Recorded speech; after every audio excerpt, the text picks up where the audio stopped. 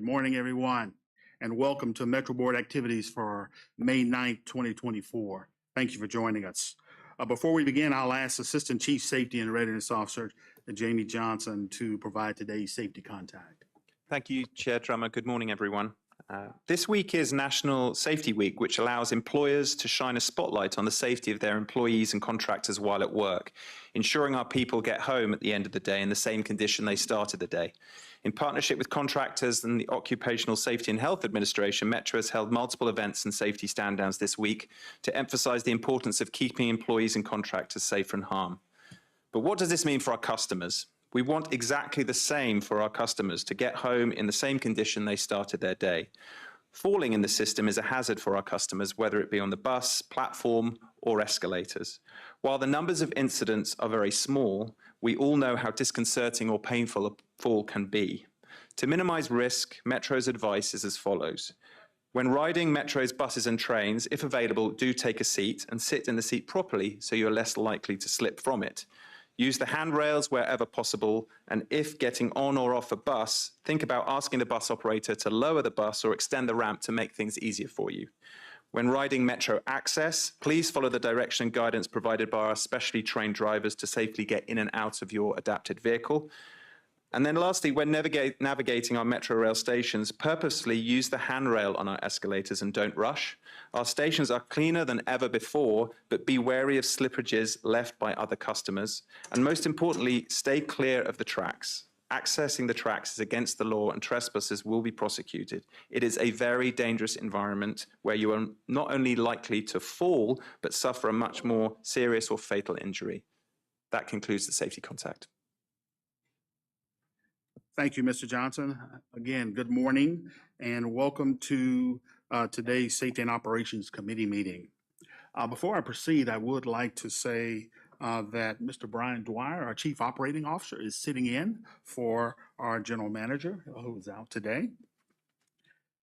And since this is our first public session of the day, I'll ask Ms. Ellison, the Board Corporate Secretary, to call the roll. Thank you. Chair Drummer. Here. Alternate Director Helfer. Here. Director Smedberg. Present. Director Lowe. Here. Director McAndrew. Here. Director Klein. Here. Director Letourneau. Here. Director Santos. Present. Chair, you have a quorum. Thank you, Ms. Ellison. As usual, our first order of business is to approve the agenda. Are there any objections by members of the committee to the agenda as amended? Hearing none, the agenda is approved. Now to approval of the minutes of our April 25th meeting. Are there any objections to the minutes as presented? Hearing none, we'll consider the minutes approved as presented. So this morning we have one action item and one information item on today's agenda. The first topic and action item is the Better Bus Network redesign. Staff will provide or conceptually review the proposed 2025 Better Bus Network. Secondly, they'll discuss plans for our third round of public outreach. And third, they'll request board approval to conduct public hearings. The second topic and information item is Metro Rail fleet strategy. Staff will introduce and discuss some key planning factors and considerations. At this point, I'll turn the floor over to Mr. Webster, Ms. Davis, Mr. Cafiero, and Ms. Cunningham to begin this morning's session. Thank you, Mr. Chairman, and good morning, members of the committee and board. My name is Tom Webster, Executive Vice President and Chief Planning and Performance Officer here at Metro. We are very excited to be back here with the committee to talk about the Better Bus Network redesign and next steps after taking a little time off while we worked through the FY25 budget. That said, the team has been working hard with our partners to develop this proposal. So this morning we'll discuss that proposed 2025 Better Bus Network and then seek committee and then board authorization to conduct public hearings and the related public participation activities on that proposed 2025 network. Joined this morning by Allison Davis, our Senior Vice President of Planning and Performance, Peter Cafiero, Vice President of Bus and Rail Service Planning and Scheduling, and Erica Cunningham, our Vice President for Community Relations and Outreach. We're going to share this presentation and try to be as quick and as smooth as possible here. So just starting, this Better Bus Network redesign connects directly to many of the goals and objectives in Metro's strategic transformation plan. The proposal is grounded in the guiding principles for the effort that were adopted by the board at the outset of the program. It builds on efforts to improve bus service for customers, to grow ridership, and optimize Metro and the region's constrained resources to provide the best service we can. That includes our frequent service network, all day, all week bus service improvements over the past couple of years, bus priority investments from Metro and our jurisdictional partners, and then efforts here to improve service reliability, customer information, and the overall performance of the bus network. It's been a collaborative effort with our partners in the jurisdictions, stakeholders across the region, our customers, communities, and other stakeholders. With that, I'll turn it to Allison to continue the presentation. All right, thanks, Tom. So I think it goes without saying, right? I think we all know that buses are a major part of the transportation network. But, bus ridership, even during the pandemic, was and continued to be strong. And so what we're seeing now is that we are, in many times of the day and times of the week, above what we were carrying pre-pandemic, right? Saturdays, Sundays, middays, evenings. And so it really goes to show that, ridership, there is a latent demand, right? People are looking for that service. But that we have this opportunity now to really think about those travel patterns. How can we better serve? How can we better connect to things that have come up over the past couple of years in terms of land use and new development? And then we also recognize, right, the going through another hard budget year, we want to better utilize the resources we have and make sure that the bus service that we're putting out there is really the most efficient it can be. So those are really kind of some of those highlights as to why the time is really now to make this happen. So as Tom said, we're about to launch our third round of engagement, and I just want to be clear, we've been out for 2 years really talking to customers, potential customers. We've had over 30,000 interactions with people across the region. Last year, when we took out the Visionary Network, we got 8,000 comments. We read through all of them, and that really went into how we thought about revising the network and then bringing it down to what we're coming out with starting next week, which is the proposed 25 Better Bus Network. And so we have engaged all of our bus divisions, really engaged operations staff. We've talked to over 100 elected officials and really tried to make sure that, A, there's a high level of awareness, which is a big win, but also making sure that that information is really driving into how we think about the trade-offs that we had to go into this year, or for this round, as well as making sure that people are comfortable with what we're proposing. So ultimately, we're going out with that proposed network next week. And then we will take all those comments in, revise, and come back to you for adoption in the fall. It is not lost upon us that there is a lot of opportunity to grow the network, and that's why that Visionary Network is really impactful.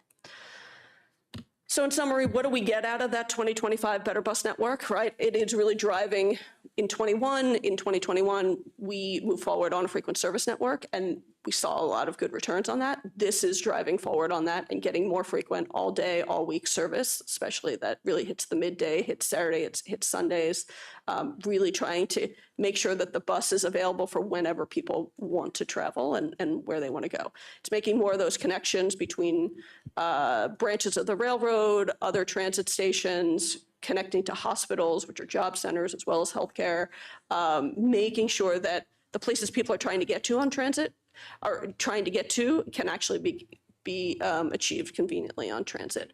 And then we are taking this opportunity to really look at the route naming, and Peter's going to talk through that in a second. All of that is to say that the 25 network that we're coming out with for public comment we believe we're able to carry more people with the same amount of resources. So it's a much more efficient use of the resources that we have and that the region entrusts to us.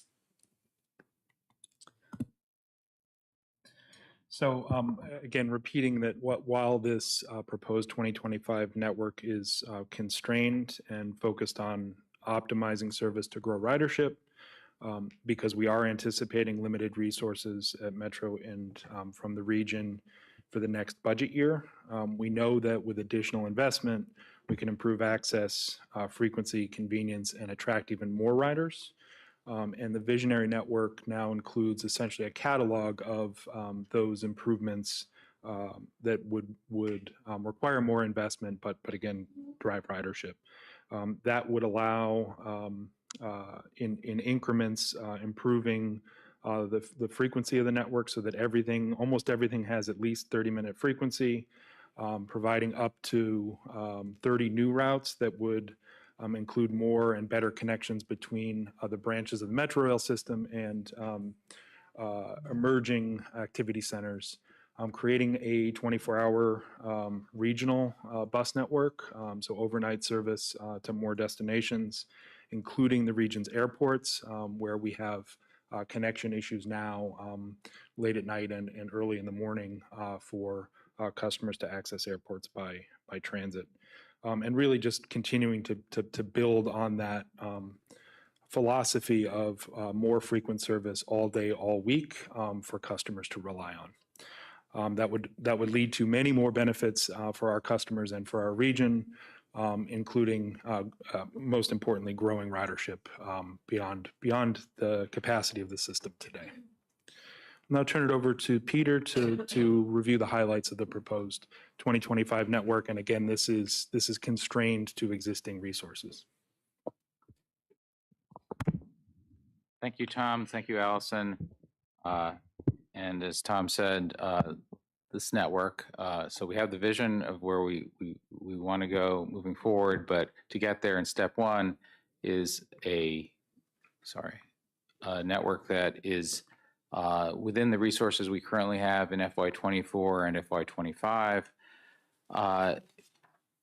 We're doing that by taking all the feedback we got from our previous interactions with our customers and the public at large, in using that to redesign our routes to be more effective and to provide a head start towards all of those benefits that Tom and Allison just talked about.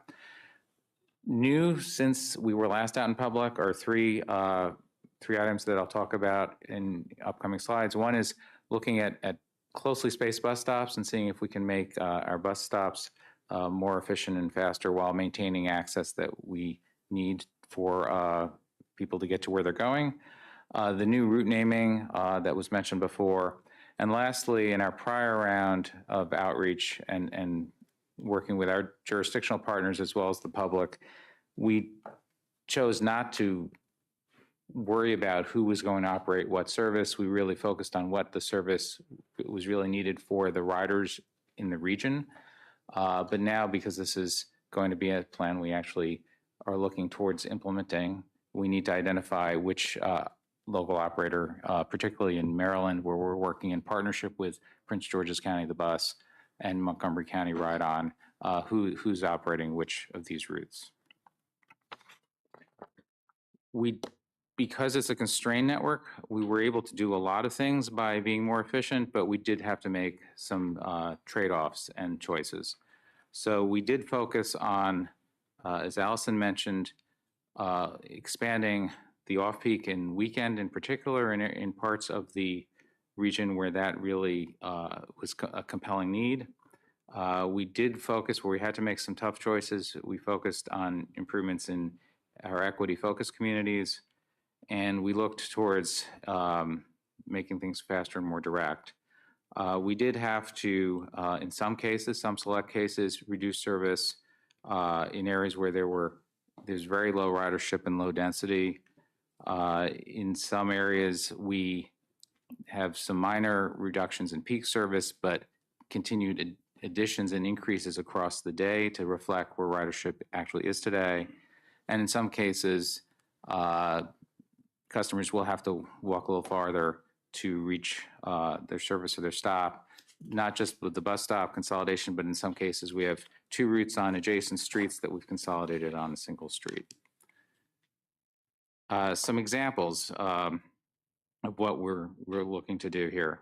So first, very much focused on linking people with jobs, destinations, and other transit modes to get to where they need to go.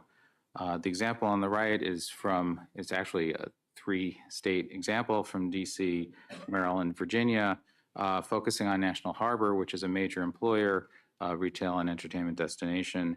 Currently has 2 bus links, one from Alexandria, Virginia, and one from Southern Avenue Green Line Station.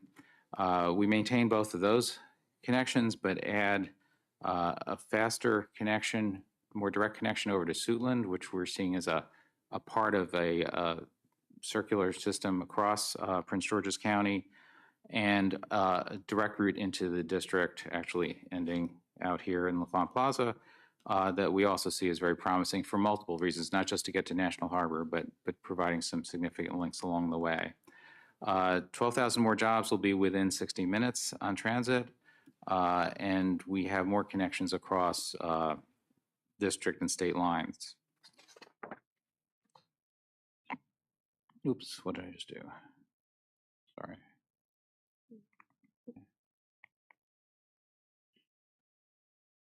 So we are looking to improve access, especially on evenings and weekends, as I think Allison mentioned before. In this snapshot of part of Prince George's County, there's a number of major improvements here. Just highlighting a couple, that we provide a direct 12-minute frequency service between Addison Road on the blue and silver line up to New Carrollton on the orange and future purple line. A big increase in service to the Penmar Shopping Center, so we had focus on getting people for both jobs and shopping and retail opportunities to shopping centers and grocery stores and other major attractors like that. We also are looking to, as I mentioned before, focus on our equity-focused areas. This example from Virginia shows that extensions in service, the current 38B route that goes from Farragut across into Virginia, we would extend over to the Seven Corners area. We have an extension of the Columbia Pike service out to Culmore and connecting that into the district, and a service from the west end of Alexandria going express into the district as well. So we see those as major new connections, serving people lower income and people of color. We are also looking to prepare for the future, focused on where there's planned areas of growth. In the upper example on this map from Montgomery County, rerouting a service into North Bethesda where there's planned new redevelopment. And in the lower example from Northeast DC, looking to make more effective use of the bus lanes and bus priority that our regional partners are providing us in actually all of the jurisdictions, and DC being one of the larger ones that is doing that. We're looking to make the bus more convenient and easier to understand. So that's the renaming that was, I think Tom and Allison both mentioned. Our numbering system, actually I'll talk about the next slide, which is also related to the easier to understand. But in this case, this is actually more about the looping of the routes.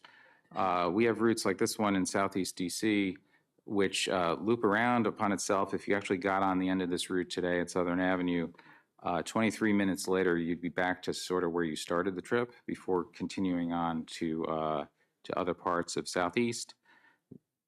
Some of that looping is inevitable because of the street pattern, because of the geography and the hilliness of this region.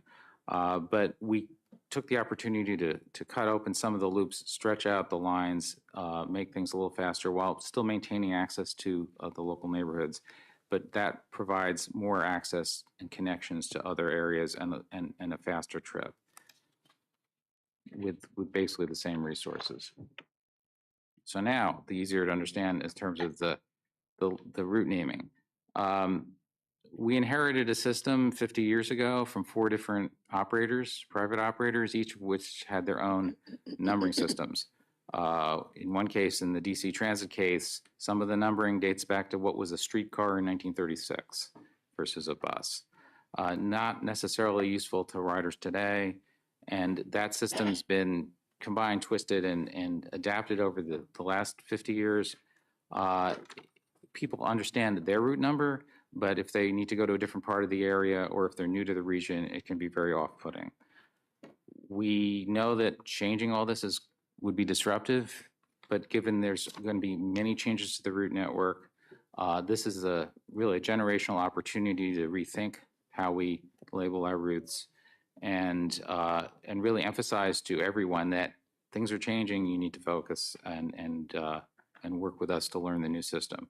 We did a lot of market research and we found that the easiest combination to remember was a letter number combination. To remember that and to understand it, we've chosen to use the letter to convey the area of the region that the system operates, for example, M in Montgomery or A in Arlington, Alexandria. In the district, we have so many routes, to allow for future growth, decided to use 2 letters, and it worked out. The D and C can mnemonically be matched to D routes going to downtown and C routes being crosstown routes. So in this example, on the right from Northwest DC, the lines in red here are the D70s, which are the Connecticut Avenue corridor heading to downtown. The blue routes shown here are the C80s, which are the Nebraska Military Road crosstowns. As you probably gathered from that, the second digit in that series is the corridor, or for example, 7 in the D70s. And in some cases, parts of the region, it's the neighborhood. And then the third digit is the individual route, or the letter X for a limited stop service. I mentioned before bus stops. So we have almost 10,000 bus stops in Metrobus. We looked at about 600 stops where they were within 660 feet of each other, which is our guideline, is really half our guideline for what stops should be. And then we looked at were there other compelling reasons for those stops being closed. So I remember one example where those 2 stops that were very close were on either side of a bridge that didn't have sidewalks on it. So we clearly were not going to get rid of either of those stops and have people unsafely try to get to the other stop. But we do feel that there are some good reasons to streamline some of the stops, to consolidate them. Every time a bus pulls over and pulls back into traffic, that is delaying everyone's service. On the other hand, there are access issues to the population that we need to take into account. So we want to hear people's thoughts on these individual stops. We've heard a lot about how this is constrained to our existing resources and staying within our current funding. We can't really allocate those costs fully without modernizing our subsidy allocation formula, which we've been discussing on a separate path. But one measure of the resource allocation that we're showing here is revenue hours by jurisdiction. And what we found is that we haven't really significantly changed that balance too much between each of the individual jurisdictions. I would caution again, this is not specifically costs or service provided, but it is one of the proxies that can look at that. I'll now turn it over to Erica, who will talk about our upcoming outreach. Good morning, thank you. So as we enter our phase 3 of engagement, we have 3 goals in particular. Can you hear me? Thank you. Our 3 phases are built on increasing awareness and understanding, getting input from stakeholders so that they better understand the proposal, and to create advocates and champions. Today, we are requesting authorization to hold a compact public hearing. Combining the public hearing process with our outreach efforts is a more efficient use of resources and gets us to implementation faster. In preparation for this round of engagement, our team used our public participation plan as guidance and developed a comprehensive communications and outreach plan that would satisfy all compliance requirements under Metro's Compact and Title VI and keep us on track for a 2025 rollout. This means that we will hold 3 in-person compact hearings and 2 virtually as one of the ways to provide feedback during our public comment period. After the public comment period is over, we will consolidate all comments into a public input report that we will share as part of the Title VI and staff report for the board to review this fall. We will provide multiple opportunities to gather feedback from our stakeholders and riders. We will provide feedback during our Phase 3 engagement in a few ways. Our strategy builds on the success and lessons learned from our last rounds of outreach. We will focus on reaching more communities by partnering with the jurisdictions, community-based organizations, and other agencies. We will hold a wide variety of events throughout the region during our discovery tour, which will provide customers an opportunity to speak with project staff and provide feedback on the proposed network. Each Discovery Day will also include an in-person public hearing in a separate room for those who prefer that method of providing feedback. We have several events scheduled. The launch event will take place at Hyattsville Crossing Station in Hyattsville, Maryland on May 15th from 3 to 7 p.m. And then we have Discovery Days and the public hearings. Arlington Mills Community Center in Arlington, Virginia will take place on June 12th from 3 to 7 p.m. The Columbia Heights Education Campus in Washington, D.C. will take place on June 20th from 3 to 7 p.m. And the Creative Suitland Arts Center in Suitland, Maryland will take place on June 26th from 3 to 7 p.m. Coordinating with regional partners is a way that we can get more bang for our buck. We will work with various organizations to share the proposed network, and we want to reach more people, and we believe that coordinating with our regional partners will help us spread the word faster. To expand our reach, we are working with local elected officials, community-based organizations, transportation advocate groups, and other representatives of hard-to-reach groups to partner with to provide Metro an opportunity to better reach their constituents. These events will also be posted on our events calendar as they are scheduled.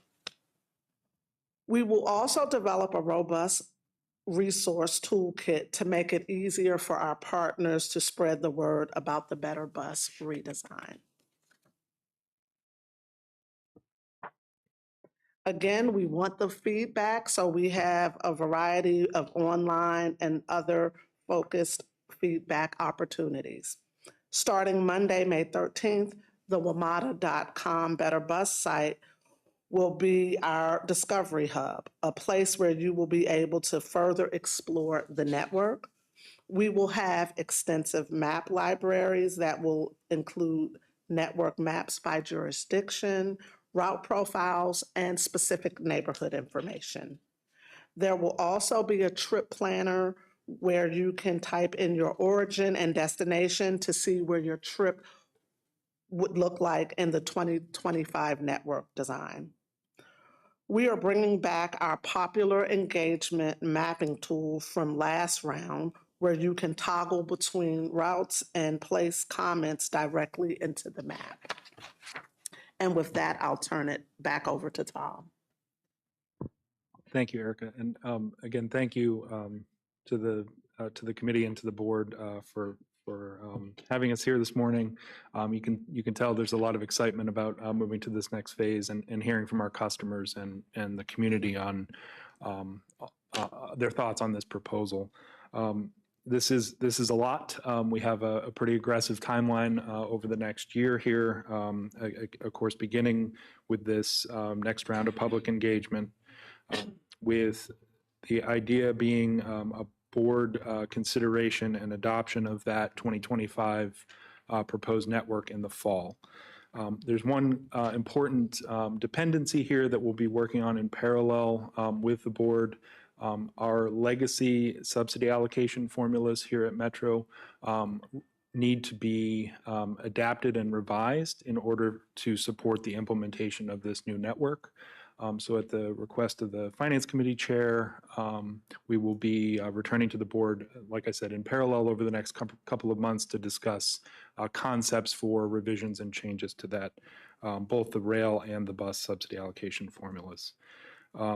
The level and scale of changes to the network, changes to the supporting systems, to bus stops, to signage, you name it, and then very importantly, customer education on these efforts will take place following the board's adoption of that proposed network. That proposed network feed into the FY26 operating and capital budget process that will start next winter. We've also noted here that we're very cognizant of some major events in the region over the next year plus, including the 4th of July, cherry blossom season again, and then World Pride, which is scheduled for the end of May, beginning of June next in 2025. So just as we're moving towards implementation, just an awareness of the importance of transit to support those events for the region. So with that, we recommend board approval or committee and then board approval to conduct public hearings for the proposed 2025 Better Bus Network. That concludes our presentation. Happy to support the committee's discussion. Thank you. Yes, thank you very much. To Tom, Allison, Peter, and Erica, thank you very much for an informative presentation. It's amazing. There's a lot of work that took place to get us where we are today, and you've done a great job of summarizing it in a very short period of time. And just as important, the teams that undergird the work that's been done so far. It's tremendous work in coordination with our regional partners in the district, in Maryland and Virginia. I'm excited about this because reimagining comes in two components. One component is what you think about in the future, but the most important component is what can you do with what you have today in a cost-neutral focus, and you're doing that, and that's important. So thank you for that. And if I had to put this in 6 words, I would say optimizing resources, improving service, and unprecedented outreach is the key to success, and you're doing that. You're delivering. So thank you for that, and we're looking forward to some great things in this project, in this 3rd round as we move forward. So at this time, I'm going to open the floor to committee members for comments, and I'll start with Dr. Helfer. Thanks a lot. A ton of work, and I had the opportunity to go to several of those phase 1, phase 2 sessions, and they're really robust. Just a couple clarifying questions on the numbering and letters. I'll use my own routes, 16Y, 16M, 16C. What happens with those, like, says it's going to the Pentagon. So on the 16Y, is that now, it's going downtown, so it's a D route, or it's still an A route? Or is it A16? Is it say where the destination is? I'm just curious about that. So with routes that do cross the boundary, we'd go with the letter, or our proposals to go with the letter that is the primary focus. So those would be A routes for Arlington and Alexandria, which are very interconnected networks anyway. It will help when you're downtown in DC. Somebody that sees a bus with an A on it or an F on it would know that it's going to Virginia. And if I'm not going to Virginia, then I want to look for the D or C routes, or vice versa. If I am going to Virginia, then I definitely want the A route. So just to follow up, so right now it says for example, it says Pentagon or Pentagon City, how would I know where that end destination on the metro is? So this is not all finalized, but my vision anyway, is that we'd still have the destination sign on there. Got it. And a lot of this still needs to be worked forward. We're actually looking at how we can, on the bus stops, be clear about the destination, because right now it just lists the number and doesn't tell you where it's going. So there's a lot of work behind the scenes that Sarah Meyer's team is working on to support this as well. That's great. I appreciate helping me work through that. One other question, if I may. Just 660 feet, I just did the calculation. It's an eighth of a mile, so not that far. I just want to, I think you said this, but we're really taking into consideration accessibility and safety, crosswalks, universal design, access. I just want to make sure that that's front and center. So thank you. Absolutely, and we're looking for comments on each of these stops from the public. So definitely open. I mean, this is our initial screen of stops that we would consider, and we're looking for feedback. Again, thanks a lot. Thank you. Mr. Smedberg? Thank you, Mr. Chair. Tom, just a little clarification on the formula you mentioned, that there'll have to be some revisions, but what does that mean exactly? Will that work be done prior to approval of any changes that'll be brought forward, or do you see the changes taking place first and then the form? You know, how exactly are you going to roll that out? So, thank you, Mr. Chair. I think that's part of our next conversation to navigate how these two work together. I think importantly, there are a number of issues with our legacy formulas separate from this this effort. But one thing that's important is we have in the bus subsidy allocation a regional, non-regional designation that really needs to change and adapt with this new network in order to support allocation among the jurisdictions of investment in that network. So that's part of what we'll talk through over the coming months, but the idea is to ideally line these up with the revised bus network and the FY26 budget for rail, bus, and metro access, the entire operating budget for next year. Okay, so still quite a bit of work to do. Yes. In that area. Yes. But the expectation is that both would be brought forward at the same time. That's right.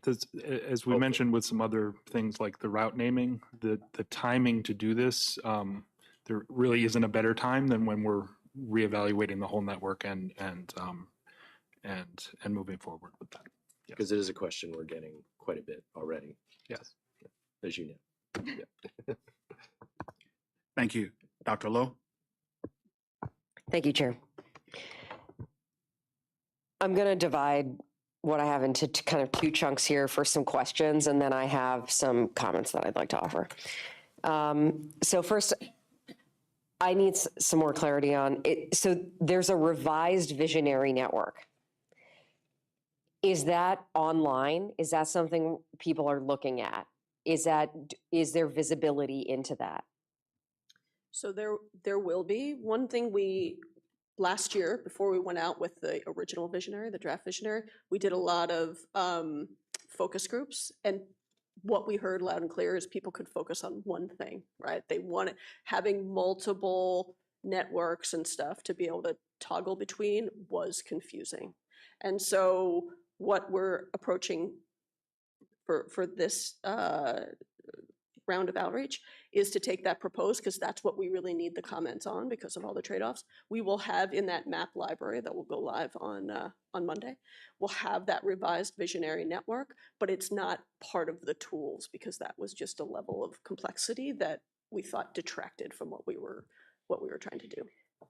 Okay, so for those of us who really want to go deep and understand the process by which we ultimately arrive at the trade-offs, we'll be able to see the revised visionary network, but we're not collecting public comments on the revised visionary network. We need to help people focus on the actual proposed calendar 2025 bus network, and that's what we need detailed comments on right now. That is what we need detailed comments. So that's people can drop a pin and comment. If someone comments and says, but I really want more frequency, I really want this connection to go to, I don't know, fill in the blank, but we can take that in from a visionary perspective, but like the focus really is the 2025 network, and that's how all the tools are set up. And in part because someday, if we did receive 20 to 35% more funding for bus, we would then propose the visionary bus network and take that out for public comment. Yes, and I think Allison's right. For the public hearing process, we need focused comments on the proposal. Mm-hmm. I think we're anticipating other venues to talk about incremental investments in bus and that visionary network, including our new partnership with the Council of Governments and the DMV Moves Task Force, and with the board as we're working towards the planning for the next several years. So we wanted to separate it for the reasons described here for focused comments, but expect to be highlighting and summarizing some of these opportunities that we touched just briefly on here today. Okay, I like that, except that I want to substitute transformative for incremental.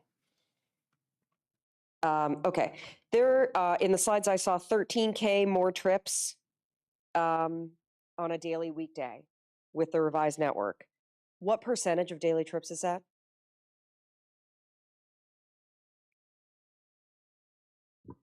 Well, it's about 400. We're at about 400 now, so About 4%. there you Okay. go. Nice one. How did what's on the ground in terms of infrastructure inform this design? Could you provide some comments on that? Well, I mentioned before, if there's not a street, we're not going to be able to run the bus through. So that's the start. But we did work very closely where we were proposing changes from what buses currently do. We took buses out and tried to make those turns.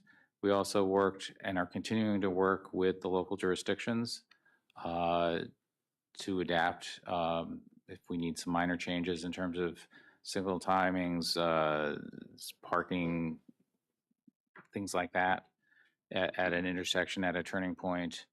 And we will continue to do that through this process. We're not looking to do things in 2025 that required substantial investments. And those sorts of, if that was the case, it would be something that we would have deferred for later years. Do we have a sense that the changes that we're making in partnership with jurisdictions as they make investments in prioritization and infrastructure, but also like these stop eliminations, et cetera, this is going to have changes for reliability. Do we have any estimate on what kind of reliability improvement we are projecting? I think what we were trying to do is take the bus lanes that are out there now and that are programmed by our jurisdictions, that there is actually, work happening to get them up and running by 25. So we have, that work has kind of already happened because we already have, to Peter's point, right? Take Georgia Avenue, right? The district is looking to do bus lanes essentially from the Maryland border all the way to downtown. And so that level at a corridor by corridor, we have done a lot of that work. I think network wide, I'm not sure that we've gotten there yet because all of this is in flux as to exactly how much we're going to be putting out there on each one of those corridors. Okay, I think that's something that we need to work towards in terms of messaging, that we can say we have the existing network. We obviously already know a ton about our existing reliability. We now have this proposed constrained network. It involves moving routes in order to improve reliability. It involves leaning into existing infrastructure in various ways. And I don't think it should be too heavy a lift for us to be able to say, just as this new network produces 13K new daily riders, is this network more reliable? Yes, I think that's correct. It is, it's inherent in what we're doing in the redesign. So developing some estimates of it, I think is achievable. Essentially by using the infrastructure better, Mm-hmm. making connections more direct. That is making the service more reliable and allowing for reinvestment within that same resource levels into other things. So Exactly. it nets in terms of the resources, but there are gains across the network as a result of the Yes. redesign. I think that we need to complete that analysis and move towards being able to articulate that, because not just, how we're aligning with infrastructure, but the straightening out of routes, eliminating stops, all of this will improve reliability.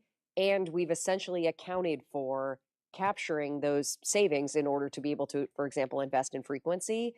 So it feels to me like there are more statistics, there's more numbers that we can articulate here that help communicate the value and the performance of this network. And I would like to see us do that. In terms of, now I'm going to pivot to comments. In terms of route names, I feel that the letter is a little bit of a wasted opportunity to convey information, because there's 26 letters in the alphabet and we're only going to use 6 of them. So we leave on the table most of an opportunity to tell riders something they're looking to know. I am sold on the market research that, like, the thing that's easiest to remember is letter number. Like I just, like, sure. Like I'm not here to debate that. I think that we are going to be hearing a lot about whether 6 letters is enough and whether there's more we could do with the letters. Did we bring our best creative energy to what to do with the 6 letters? I'm not convinced yet. I want to dig in more on that and talk more about it. One thing that really jumped out on the slides for me was the massive increase in high frequency service to equity focused communities in Maryland. It's a game changer. We need to move that up in the talking points and talk about how many people live in those equity focused communities, and what we got at it a little bit with, like, that access to jobs framing, but I think this is a game changer for overall quality of life and for future growth in those communities. And I think our region is expecting to see a lot of growth in those areas. So I wonder if, I think there's a couple additional talking points that we could develop around what it means to modernize and transform the quality of service in those areas.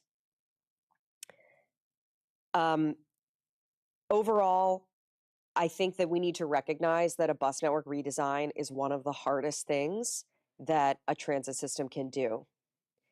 We have to be realistic that this is hard and involves trade-offs, but it's important and can deliver results that we need now, not just after DMV moves. The time frame here is not flexible and does not have a lot of breathing room.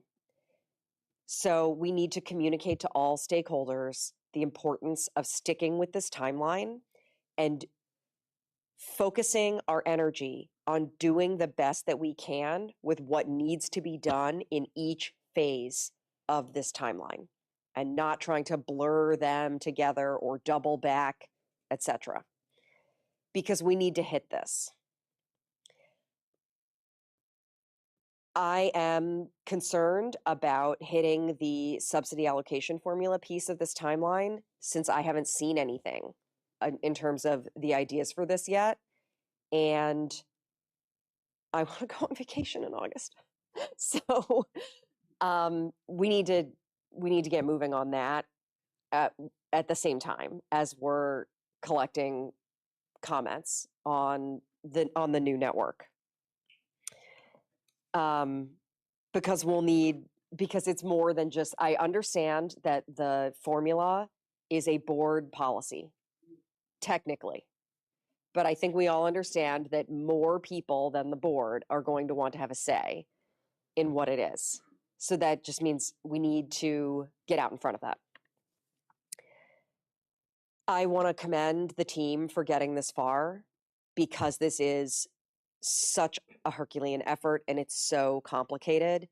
My initial assessment is that you all did a really good job of taking into account the comments that we received in the first round. I see things that we heard really reflected in these revisions, and that's great. While at the same time, at the end of the day, this needs to be driven by where we see travel behavior going and not who the squeakiest wheels are and how bad they want grease. So I see that this is data driven as well. We have the stats to demonstrate it. We need to be both passionate and disciplined about telling that story because it is hard not to get in feelings if you see your route reduced in frequency or your bus stop going, like those are just like immediate and super visceral things. But every person who uses the bus to go somewhere will benefit from an aggregate network that is more effective and connects more people and places. Because maybe the reason why you have a usual route and you're always doing whatever is because the service was good there. What new possibilities and opportunities that might change your life in ways that are great does this network open up? We have to ask people to step back from that first emotional reality and to think about the new possibilities and to help them dream and tell the story for themselves about what a better network can mean. That's the challenge for the next 2 months. So let's get to it. Thank you, Dr. Lowe. Mr. Smedberg, followed by Ms. Klein. Thank you. Ms. Cunningham, so I wanted to follow up with something that Dr. Lowe just mentioned, listening to Dr. Helfer and others. The timeline is tight. In outreach, the board secretary is already scheduling hearings. We're moving forward pretty quickly here.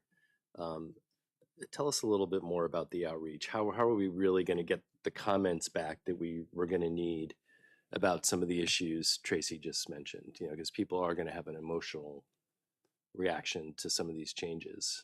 We've seen it before. So just dive a little deeper into that if you could. Absolutely. So they will have the opportunity. And are we doing anything new? Sorry. No worries.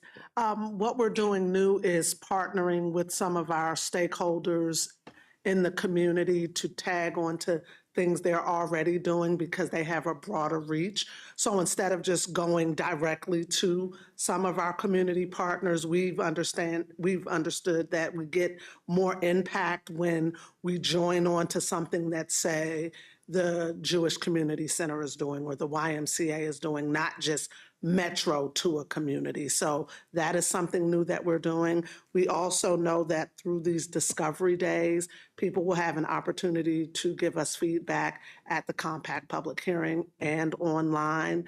The Better Bus Network Redesign website will have places when it's open for people to provide comment. Now, I don't know how we aggregate it and turn it around quickly, but there are multiple ways for people to provide feedback to us. So beyond the PIOs, are we reaching out to, say, the regional bus companies directly to get into their networks? Yes, absolutely. We're elected officials, ANCs, council members. We're looking at faith-based communities underserved communities. We're just going across. That's one of the reasons that I've been brought in to really kind of expand our reach into the communities. We're looking, English as a second language communities. Like we're not just like scratching the surface. We're going down a couple of levels to organizations that we might not normally touch, like some of our new partners are like HIPS, and even working more closely with the government offices that touch low-income riders. So we really have a approach that we think will reach a lot of individuals.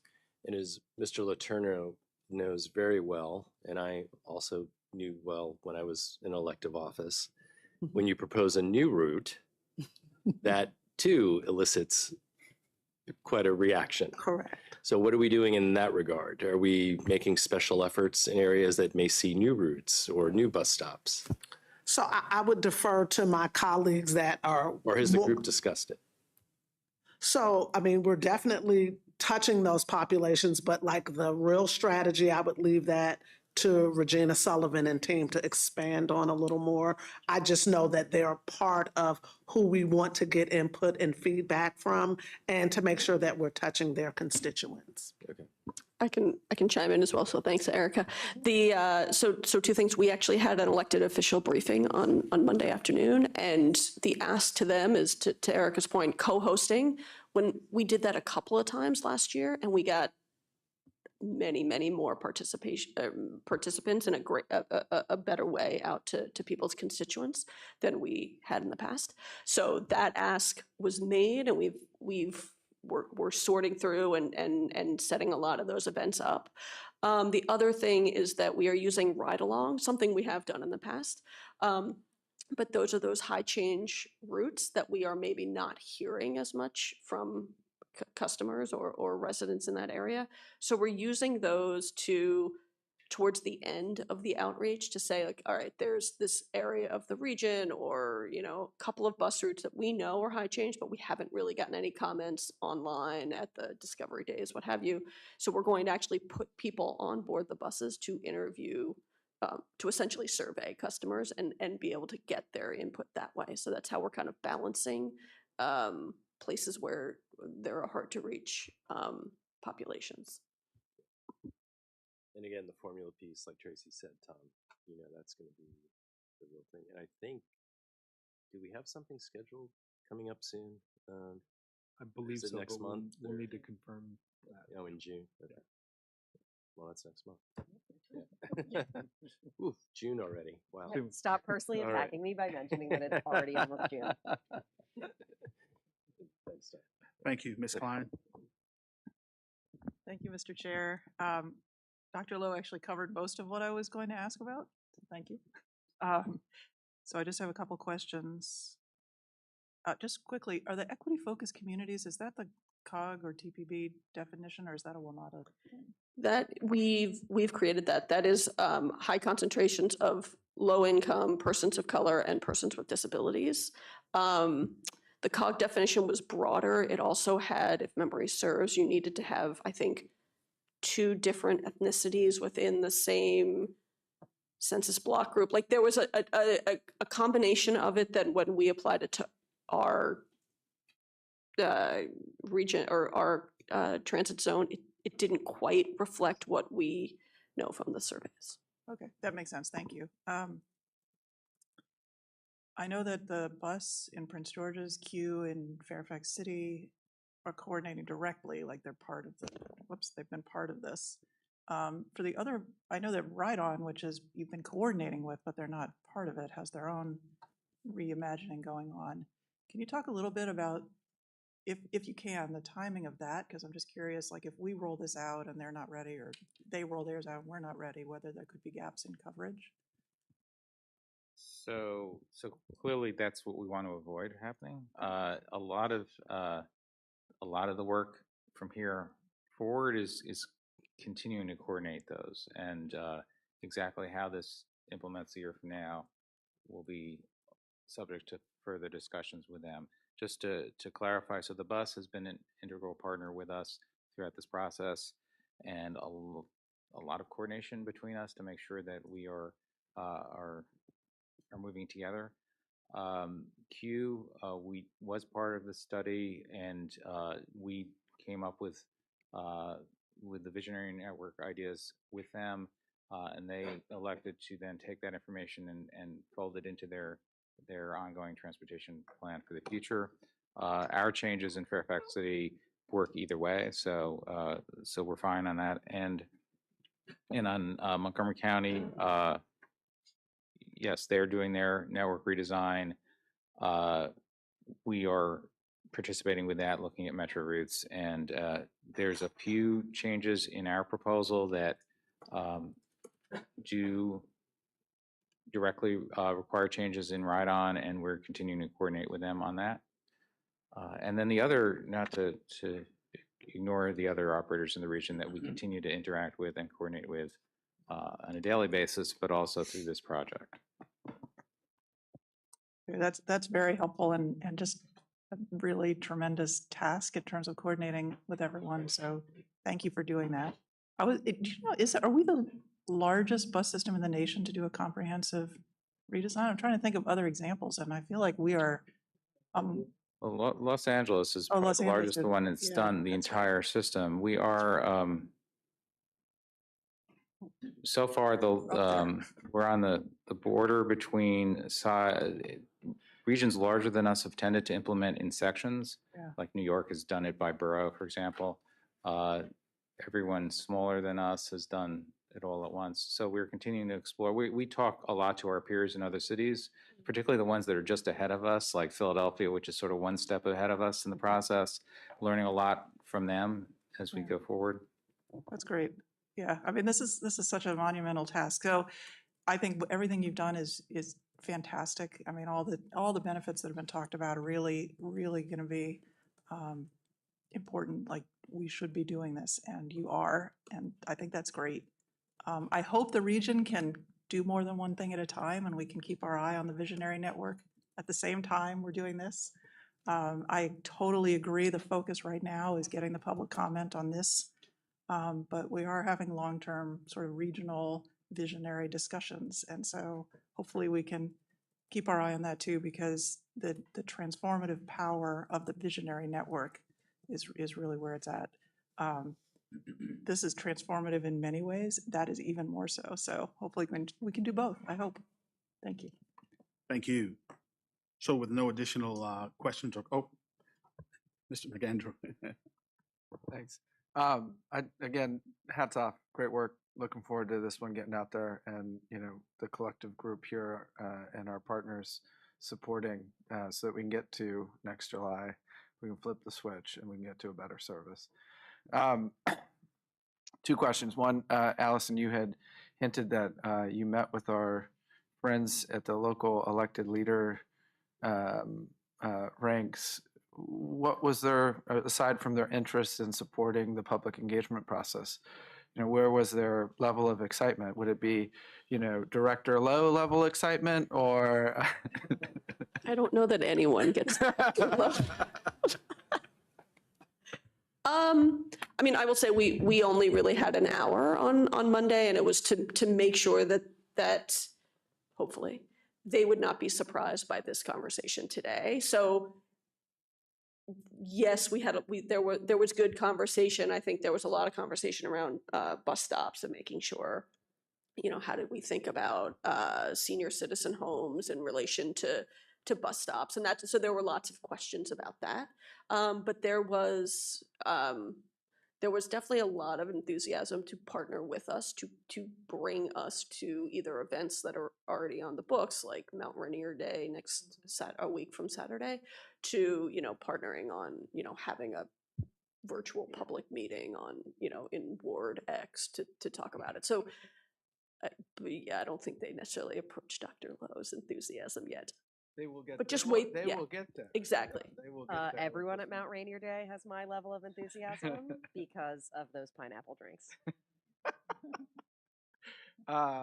So I will also, support Director Lowe's comment around formulas. I think that this is something we're going to be able to deliver, a budget neutral fix for the system next year. But I think for us to take that next bite and realize the full vision, we've got to probably take a hard look at the formula and the investments that we're making. And I know that you guys are, but surfacing that at the appropriate time and making sure that we understand what it is that of course we want the vision, but what it's going to cost and ultimately how we can pay for it. My last question, if you can, this is a unique challenge that not just WMATA faces, but a lot of transit agencies face in the country. You run a bus service, you own the buses, but they run on lane miles that you don't own, or those that connect to the bus stop walk there or bike there, get dropped off there by vehicle or via pavement or sidewalks that you guys don't control. You have a huge opportunity, and I think looking back at the launch of this exercise, there was discussion about what tools were in WMATA's toolbox that you ultimately could use to support, incent, encourage kind of that first last mile connection for buses, the bus prioritization. Where are you guys at in that, or is that still an exercise that we're still turning over that rock on? So from a bus lane and bus priority perspective, we've got a team and we are partnering with the jurisdictions and thanks to Maryland for this summer putting out the 7.5 miles of bus lanes during the red line shutdown. So that was a big win. Looking to hopefully make that permanent. But working, it is incremental change. It is a corridor by corridor approach that we have to work through. So there's that. I will say on the stops, we are, and you maybe have thoughts on this too, but working through, because there are, as Peter pointed out, almost 10,000 stops that we serve. And so, yeah, not all of them have the sidewalk access or the crosswalk access that is where it should be. So working with our jurisdictional partners to really push that forward is something that I think we're pretty focused on in the short term.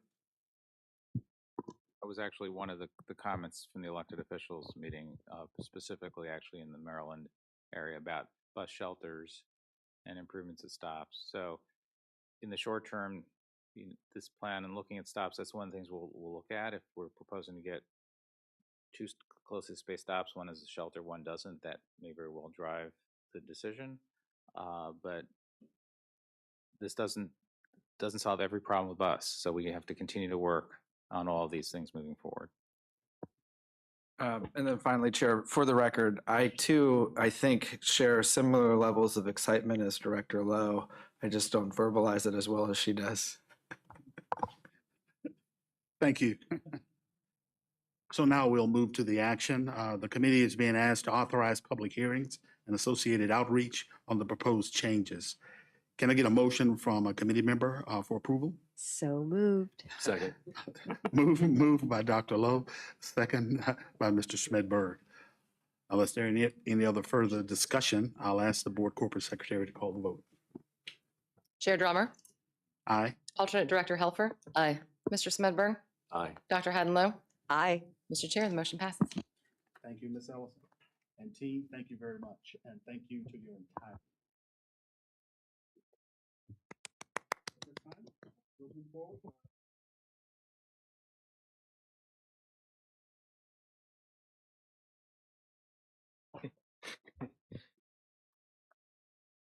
Just a moment while my colleague joins me up here.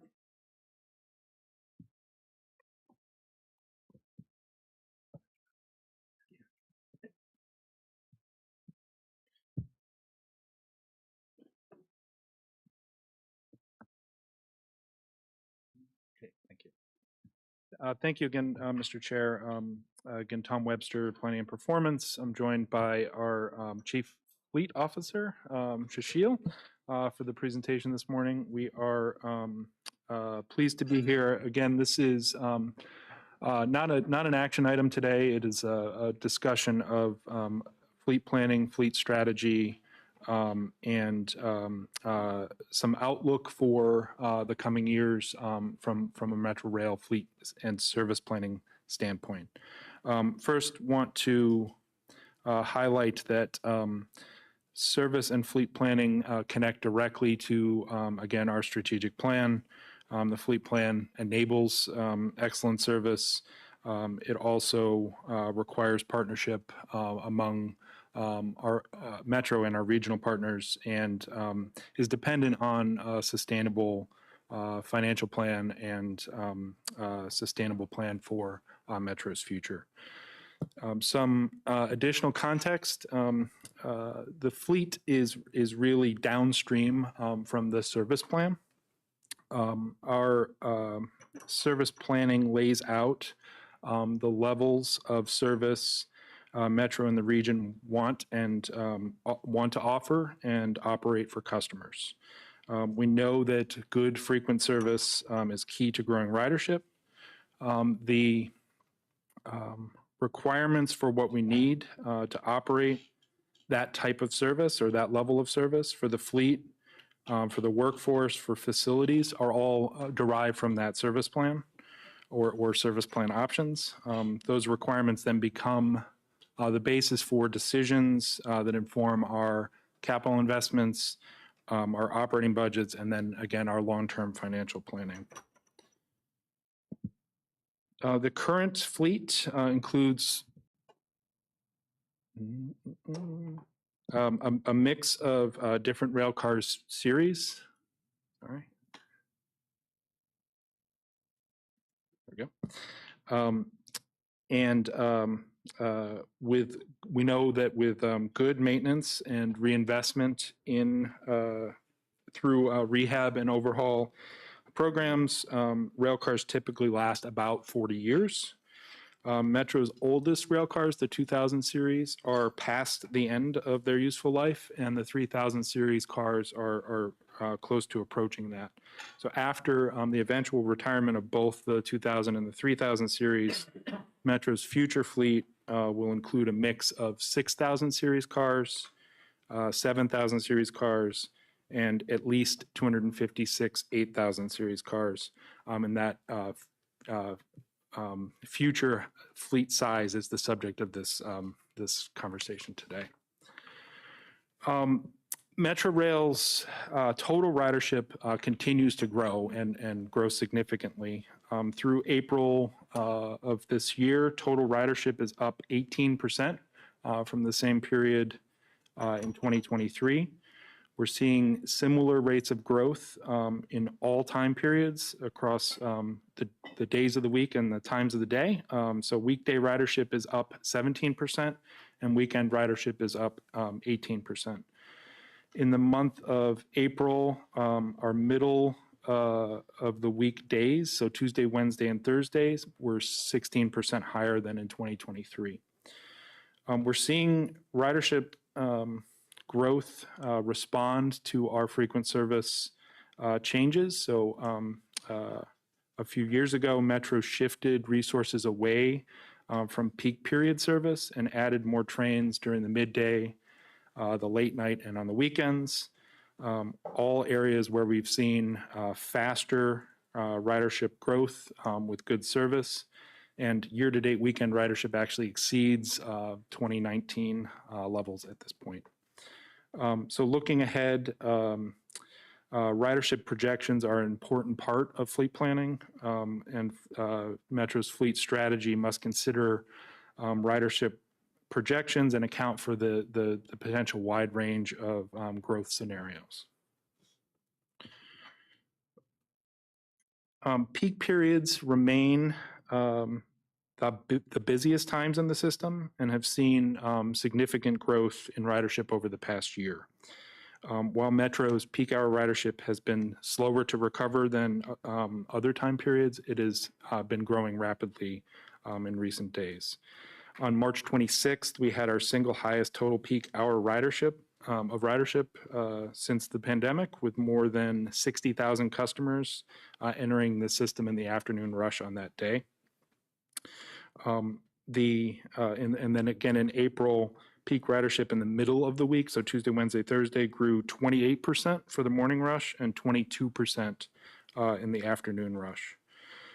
So again, peak hour ridership is particularly important for fleet planning, since peak hours are the busiest times on the system, the most customers, and it requires the most resources in terms of workforce, fleet, and energy use to serve that customer base. Tom, Yes. just a point of information. How are you defining rush hour now? So in this case, we're focusing on that 2-hour window between 7 and 9. It is strictly the 2-hour Yes, window. Okay. yes. You're not, It is, sorry, Mr. Chair, it is, has been defined differently over time. Okay, So that's- when we're looking backwards, it was a broader time period. Yeah, that's what I'm Our asking, peak okay. service hours now are 2-hour window in the morning and the evening on weekdays. so we're going to be using that moving forward? Is That 2-hour window is what is in the service plan for the budget for FY25 and in the preliminary plan for FY26, that 2-hour window. Thank you. Sorry. I just wanted to clarify.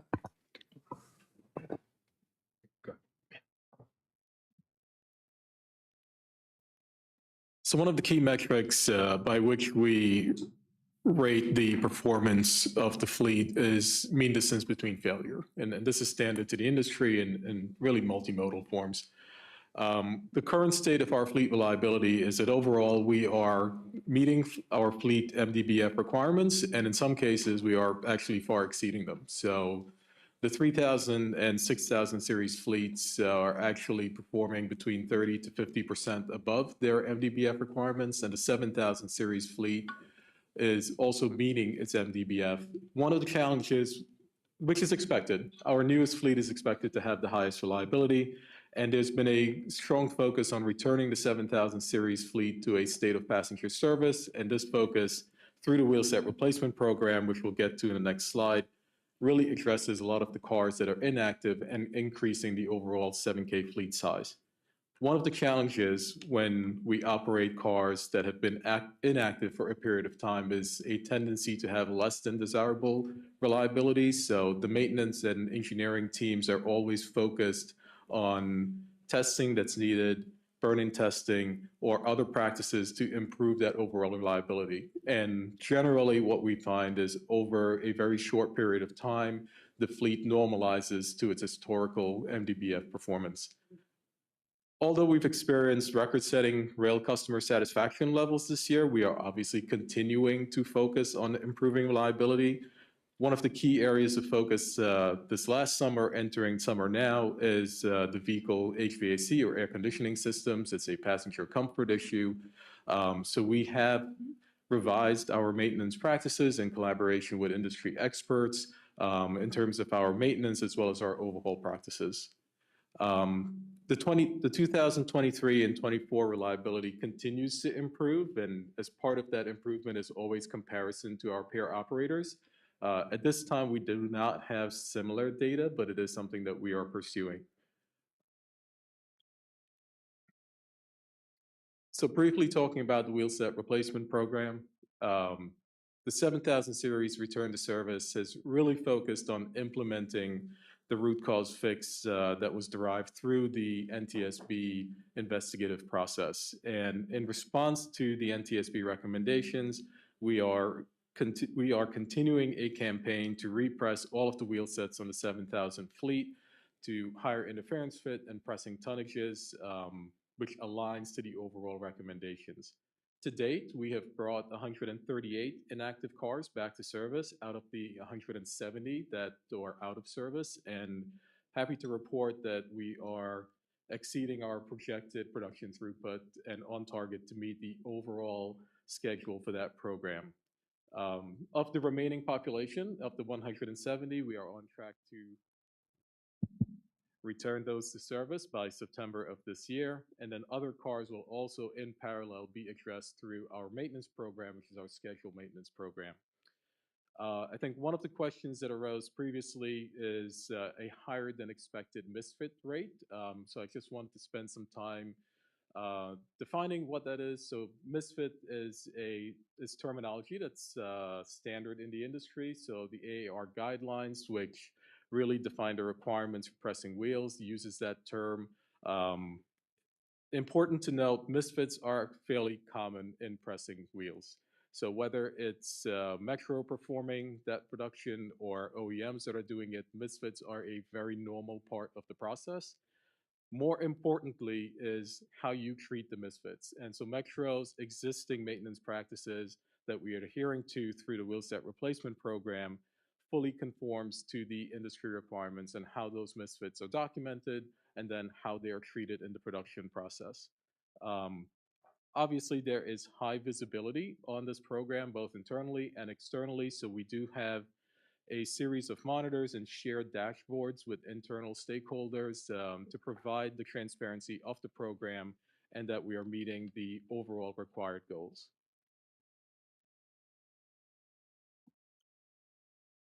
So there are several efforts that we are undertaking in the near term to improve service delivery. And why the 7Ks returning to service is important is because they're our newest cars, our most reliable cars. They've also enabled us to be more flexible in the way that Metro operates service. And part of that is revisiting service assumptions and finding more efficient ways to utilize the fleet and the resources that we have.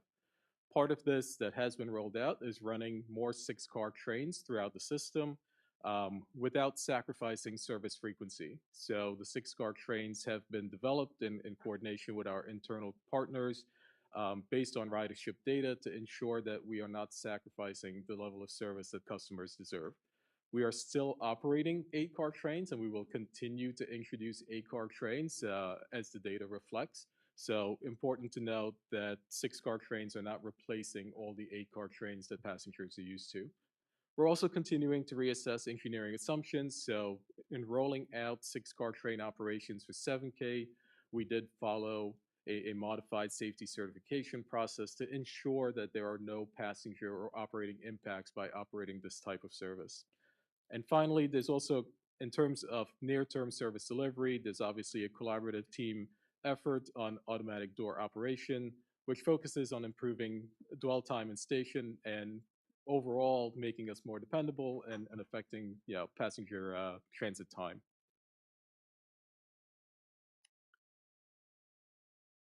So we spent a lot of time talking about 7Ks returning to service and why that is important for the agency as well as our customers.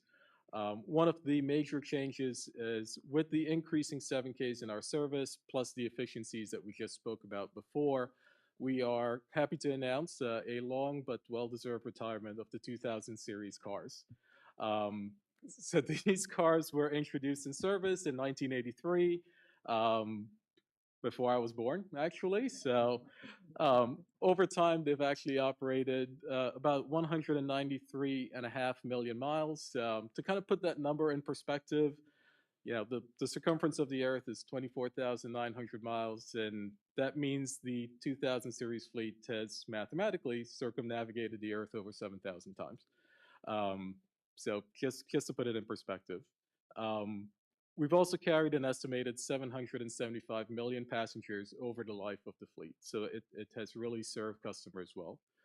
Since 1983, the system has obviously expanded. We've increased our stations by 51, doubling the size since the 2K fleet were introduced. And in order to ensure that we are being responsible stewards of our fleet, we are undertaking a data-based effort to identify parts of the 2K fleet that are usable on the 3K fleet as well as the 6K fleet.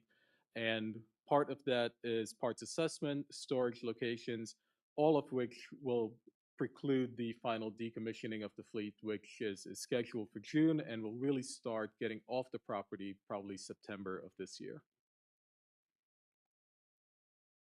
So with the retirement of the 2K fleet, it's a good segue into what the fleet of the future is going to look like, the 8000 series fleet.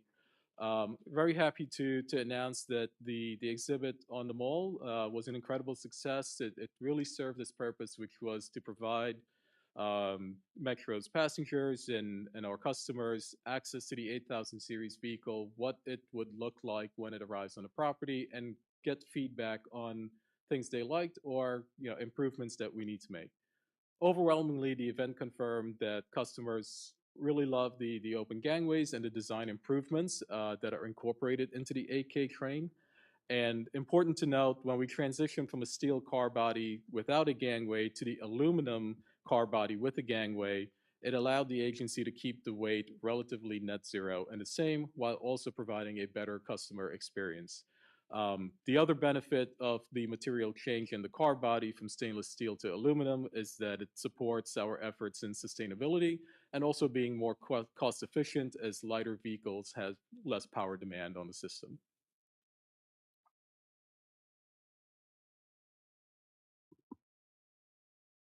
So again, fleet plans primarily focus on peak services because these are the times of the day that require the most vehicles and the most resources. Because Metro's peak hour ridership remains below pre-pandemic or 2019 levels, we can right-size the fleet now in the near term until the 8000 series trains arrive and enter service. Sustaining Metro's current service plan meets our current ridership needs and allows for peak hour ridership growth of about 33% before rush hour trains see sustained crowding. We do know, though, that isolated crowding will happen and we expect that will pick up as we move into the summer and fall, where some trains will see much higher crowding during some times of the day.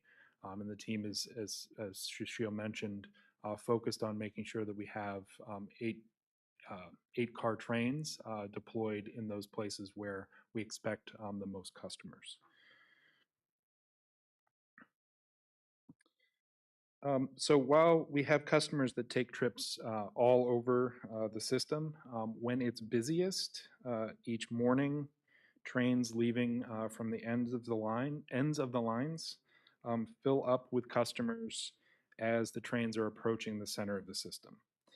And in the afternoon, again, there are a lot of customers using the core of the system and origins and destinations all over the system, but there with a lot of destinations and discretionary trips. But when the system is busiest in that peak evening, late afternoon hour, the pattern of the crowds is from the core of the system out towards the ends of the lines. These specific most crowded points in the system tend to be where there are junctions or multiple lines come together at one point. I mean, you can see that on these two maps. Beyond just the data here and knowing where the crowding is, it's informs fleet planning and fleet strategy and service planning to design having the most capacity where the most customers are at those locations.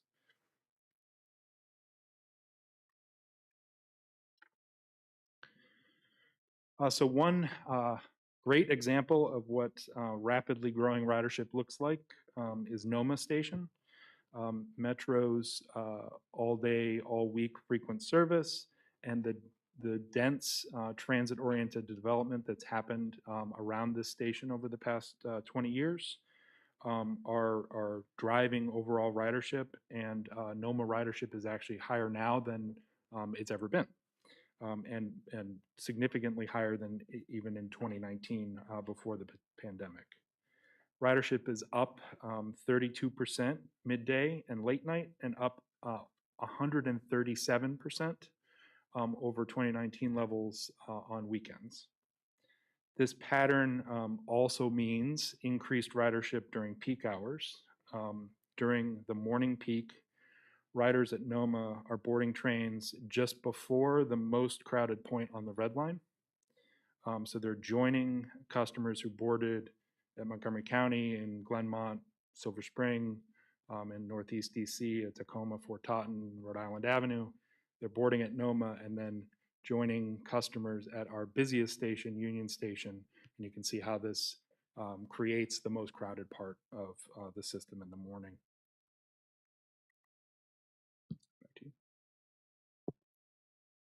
So there's been a significant amount of collaborative work into right-sizing what the fleet looks like. And some of the primary considerations are obviously the reliability of the fleet, the ridership projections, as well as being cost efficient in how Metro owns and operates its fleet. So a right-sized fleet allows us to be more cost efficient by reducing maintenance costs on what would otherwise be an oversized fleet. Important to note that with the right sizing of the fleet or the fleet sizing efficiencies, Metro will still be able to run budgeted headways with up to 73% ACAR trains. That's consistent with what we've had in previous years. And as Tom mentioned before, it also allows for service resiliency or service ridership growth of up to 33%. Knowing those key levels, we can then plan what our fleet spare ratios are and the associated maintenance work that's required. And most importantly, one of the items you'll see here is a allocation for training and certification trains. So this is the first time that Metro will be formally dedicating training and certification trains to ensure that we always have these resources available to support our internal stakeholders and essential internal processes. So the fleet size is just one element of factors that affect Metro's overall system capacity and the service that we provide.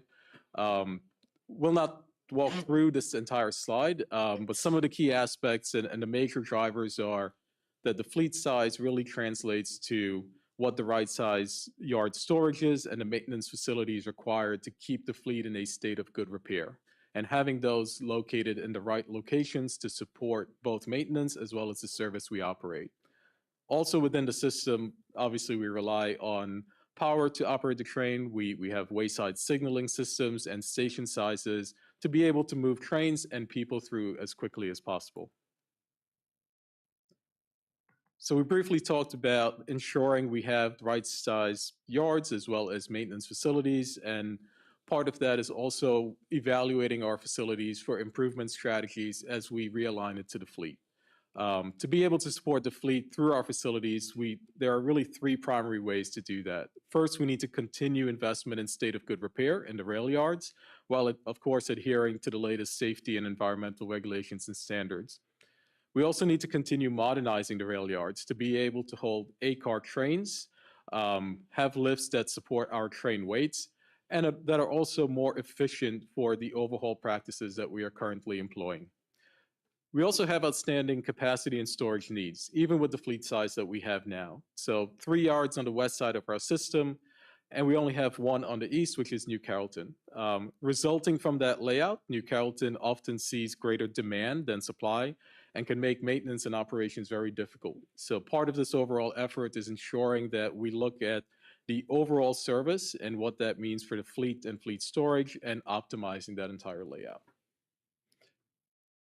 The 8000 series procurement, just as a snapshot, is currently structured as a base order of 256 cars that's currently executed. You will see in the previous slides and here up to option 4 that the total procurement through the options can increase to 800 total rated cars. These options give Metro a lot of flexibility in order to support future service plans. But currently, only the base order and the first option are included in Metro's 6-year capital improvement plan.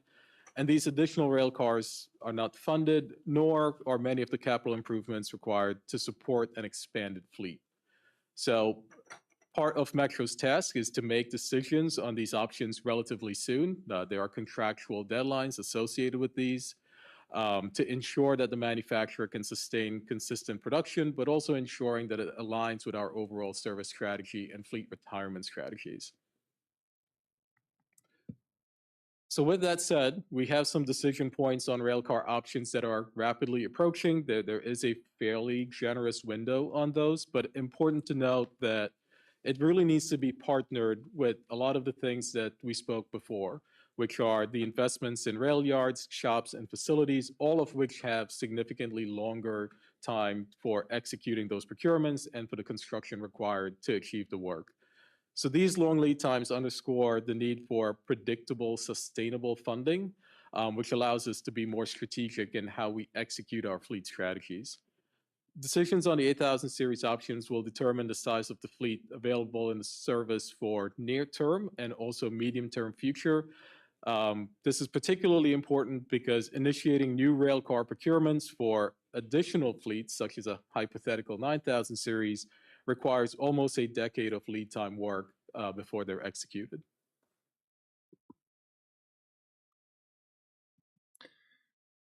So as we noted a few times, the kind of service Metro and the region plan for really determines the fleet requirements and the facility requirements and the investment needs. With the current fleet and in the near term, Metro can support a lot of ridership growth, both in the peak hour and overall, with our current service pattern and service levels. However, significant improvements above and beyond really our existing service plan for the FY25 budget that will require additional rail cars along with those additional investments in facilities and infrastructure and technology. And of course, the operating and maintenance funding and predictable and sustainable investment in Metro to make those things happen. We've listed here on the slide some of the potential uses of additional rail cars added to the fleet. And they're ordered basically in the order that we expect these needs to emerge. So the first is increasing capacity across the system by adding more 8-car trains to the 73% or so that the current fleet can support. Increasing red line service, which is currently our most crowded line, in part because it doesn't share the core segment with other lines. So we're currently operating 5-minute service in that 2-hour peak period on weekdays, in the morning and the evening, and then 6-minute service most of the rest of the service period, other than late night. So this increase to 4-minute service on the full line would require about 68 more rail cars. Extending the yellow line back to Greenbelt and increasing service frequency in the yellow line, green line corridor in DC and out to Greenbelt to 6 minutes would require about 78 more rail cars. Then maximizing our blue, orange, silver corridors, so 24 trains per hour across those 3 lines would be about 136 more rail cars above the current fleet. And then mentioning here, there are ways to concentrate service frequency within our existing network and our existing infrastructure by utilizing turnbacks, which we're currently doing at Mount Vernon on the yellow line and have done in the past on the red line at Grosvenor and Silver Spring, and could do in the future with some infrastructure upgrades at the junction near Stadium Armory on the Silver Line. And again, this is not that we would reduce service significantly, but as we're adding service, adding frequency in the core parts of the system where there are the most customers, recognizing resource and asset constraints. It goes without saying here that this level of investment in the fleet and in the facilities to support it and the ongoing operating and maintenance costs of providing the service are unfunded in our plan and will require significant additional investment to get to these levels. So we've previewed here, going forward, there are several decisions and plans that Metro and the region need to make about what kind of rail service we want to be capable of delivering beyond FY26, and what kind of investments we need to make to recognize that vision and fulfill those plans. So in the near term, Metro needs to make a decision in the next year or so through the next budget cycle on the award of the option 1 of the 8000 series contract, and then subsequently consider award of the sequential options after that to support service improvements. Those decisions will certainly impact our capacity and flexibility to make future service improvements. And all of this is dependent on predictable and sustainable funding to both plan and execute the work that's required to get there.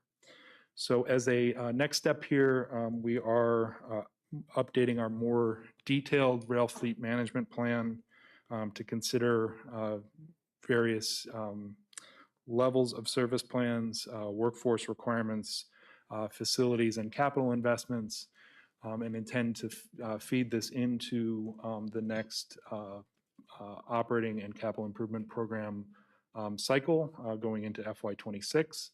So this presentation today is not so much financially focused, but we do intend to bring that back as part of the upcoming capital improvement and operating cycle. With that, Mr. Chairman, I think that concludes our presentation. Thank you for your patience, and happy to take any questions or support discussion. Thank you. So Tom and Shashil, thank you. Thank you very much for reinforcing the importance of this wide array of data-driven planning considerations and factors in fleet decisions. So I don't have any questions or comments. I'm going to turn it over to committee members, and Dr. Lowe, we'll begin with her. This was a very informative presentation, but that just means I have questions now about like what it's revealed that I don't know. So, you know, transit usage becoming less peaky should be a significant opportunity for transit agencies to save money, because a huge chunk of the fleet that a typical transit agency is maintaining is only to run during peak hours. And then also reducing the use of split shifts, which is just better for everybody. But so when I hear the phrase like right sizing the fleet, like what I thought I was going to see on the slides was the fleet getting smaller, but it looks like the fleet is staying the same size. So could you talk me through the slide again where we see the total size of the fleet?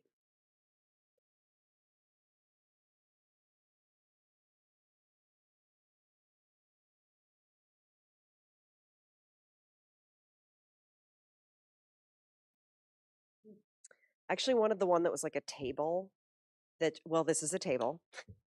The one where there was 2 columns, a dotted line made a rectangle around the total fleet size, and then it showed different categories: the fleet that we will operate for the budgeted level of service, the training vehicles, spares. That's the one that I thought would be helpful to look at. I didn't write down the slide number, I'm sorry. Dr. Lowe, I'll start here and then we'll move to the other one. So this is where you can see the decrease in the size of the fleet from 1278 to 1204. Okay. With the reduction of the 2000 series, the 74 cars in the 2000 series fleet. So that 1204 then becomes the number on the subsequent slide that I'll move to now. Okay, that's actually super helpful. Sorry, I just want to, okay, so this is great. And then our TBD range, a lot of wiggle room in there. Okay.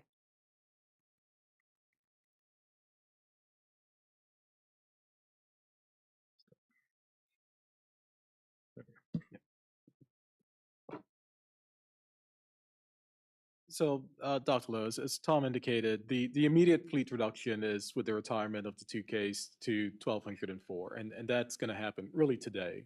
It's a system really just pushing a button.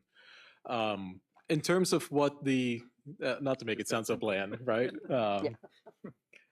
But in terms of what the fleet size would actually be moving forward, and why that 1204 is important, is that the actual total fleet requirement to operate the service that we want today including the dedicated trains for training and certification, and recognizing that there are needs for seasonal needs like de-icing trains and polishing trains. The total fleet requirement is actually 1150 from where we are today. And recognizing that there are, black swan events or contingency events that can happen, part of the 3K fleet will be placed into storage. That's the 54 that you see, and those just sum up to the 1204.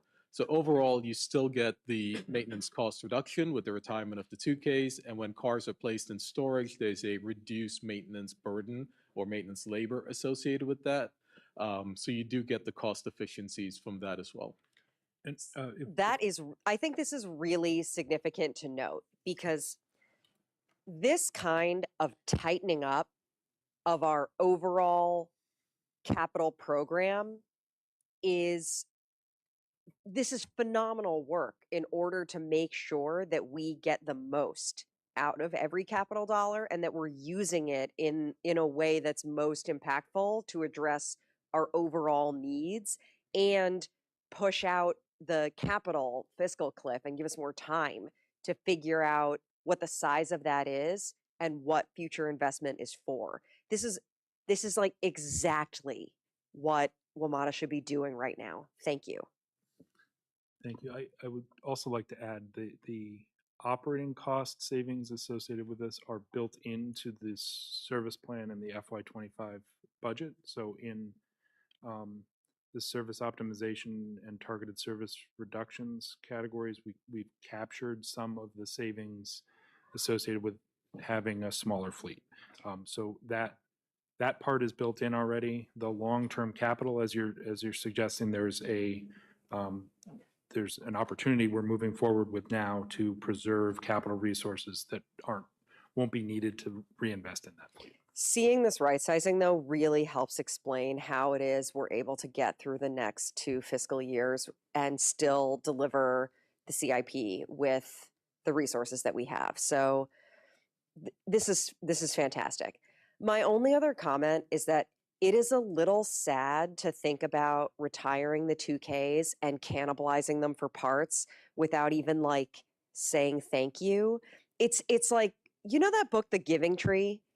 Like it's like hurting me a little right now to like visualize this.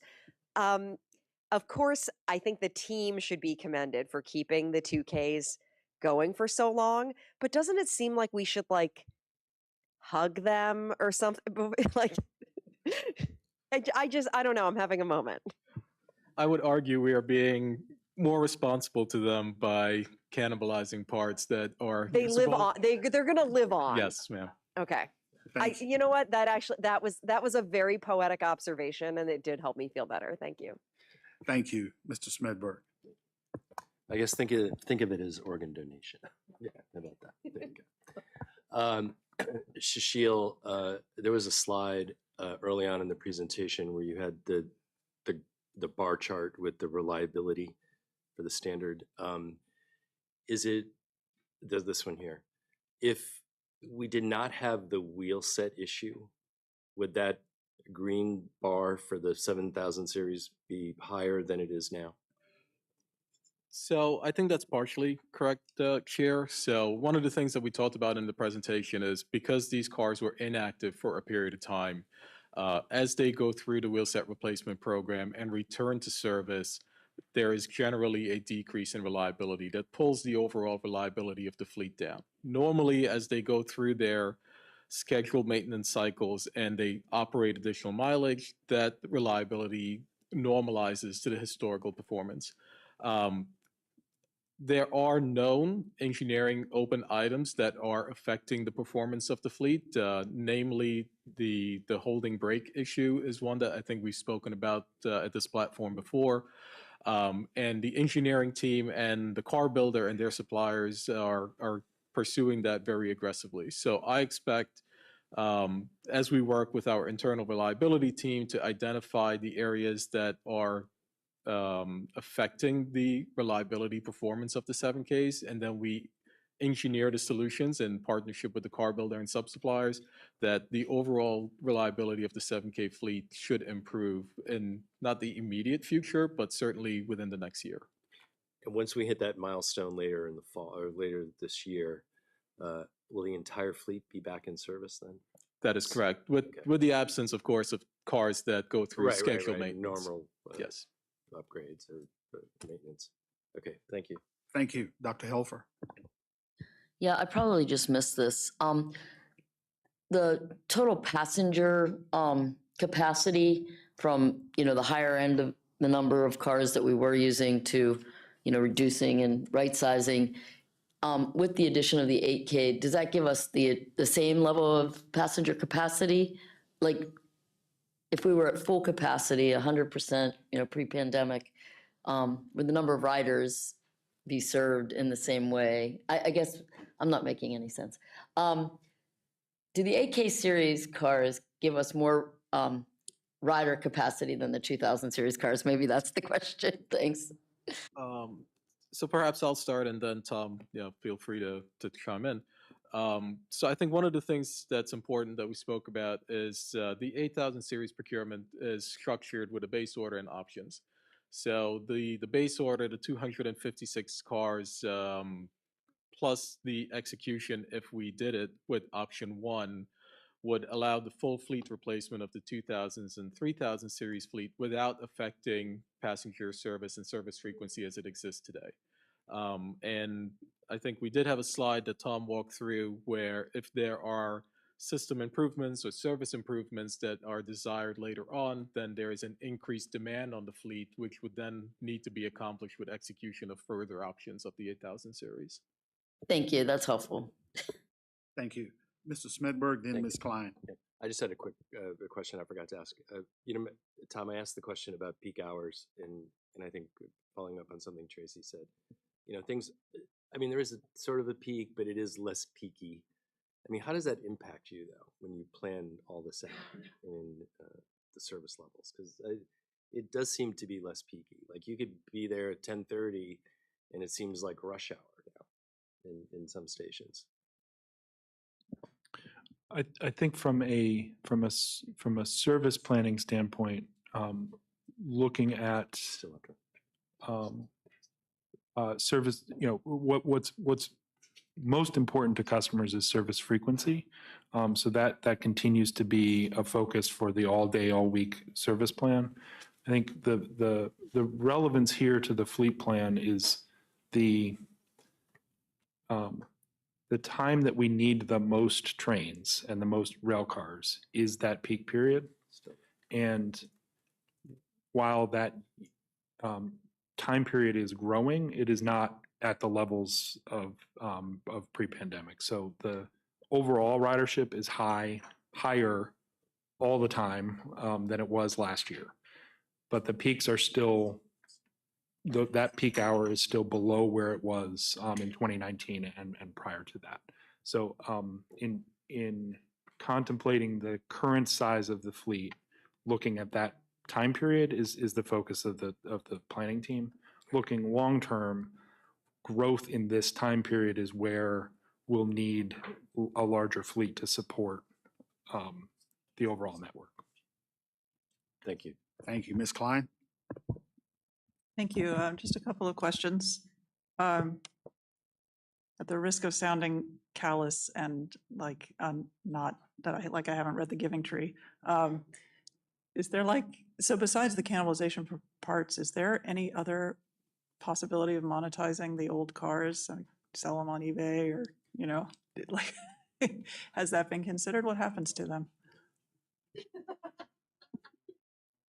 Yeah, I know a bar that might want. So the priority has been given in identifying parts that are required for maintenance and support of the 3000s. So even though they are nomenclatured differently, the 2000s and 3000s are really the same fleet.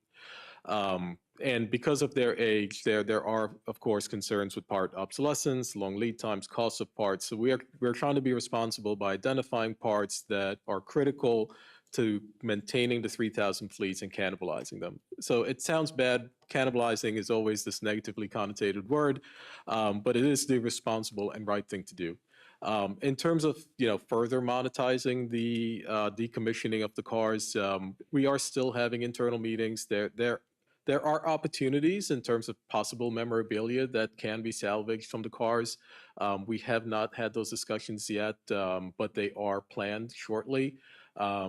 And there are some parts of the procurement to be issued to decommission the cars where we can responsibly also recoup some cost. That is also underway. That's great. I think that, this is a reflection of the kind of innovative thinking that we've seen in so many presentations of late. I think that it sounds fantastic. I'm glad those conversations are happening. Is there any implication in terms of federal funding, or I don't know if the 2000s were purchased with federal funding or not, but is there any kind of sign off needed by the Transit Administration on this? We are coordinating with the Federal Transit Administration. These are well beyond the end of their life, so there's little to no remaining residual value from a federal interest standpoint. Okay, that makes sense. Can you remind me where our 4,000 and 5,000 series cars went? I noticed they're not in the chart and I can't remember why. They have been decommissioned quite some time ago with the absence of cars that were kept for historical purposes. Okay. Sorry, just going through my notes. On the National Transit Database data on that slide with the bar charts, 2020, I know that's the most recent year, 2022, but that's an odd year for Metro in particular because most of the 7,000s were out of service for much of that year. Is that really a year that reflects how we generally compare, or is that an outlier year, do you think? We were anxiously awaiting the data for 2023. I think we expect that our performance will still be higher, but we were operating less service at this time, and this measure sort of nets that out. Right. So there's reasons to think that we're still well above peers, but we'll compare when we have that data. There is a lag as Yes. different agencies have different fiscal years and timing and other things. I'm very familiar with there's a lag in NTD data, unfortunately. I think that is actually it. Thank you very much, and I will definitely be giving the 2000s a virtual hug. Thank you. Thank you. Mr. Smedberg, then Mr. McAndrew. Given the comments, I guess we're going to have some sort of ceremony for, someone just texted that we need to do that. So what do you think, Joe? I was thinking maybe we do these celebrations during open board session. Can we roll a 2K in here today? Or a cake or something? Because Or we take a piece of the orange carpet and put it in a frame and keep it out there somewhere? I don't know. Or put it in the Metro time capsule or something. Yeah. So it's just two comments, but in all reality, the TKs saw us through the 7,000 series challenges, and they were not expected to, so it's impressive.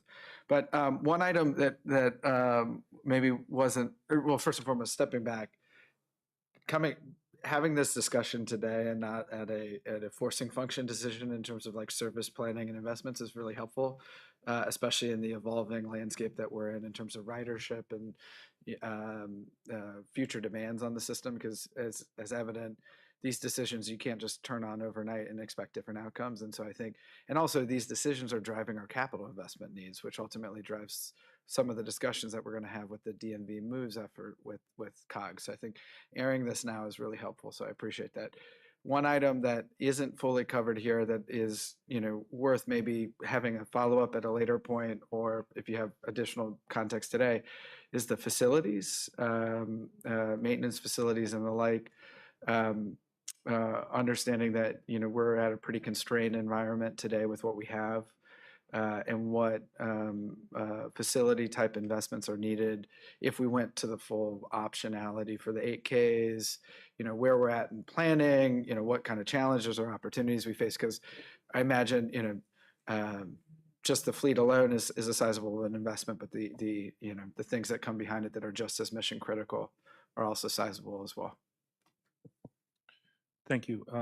We do have that planned as part of an upcoming capital program preview or planning session to go through the existing facilities, the needs that we're aware of, as sort of an inventory of that, and plans that are underway. So very much the teams are working on that and planning to bring that forward. Thank you. Thank you. Ms. Santos?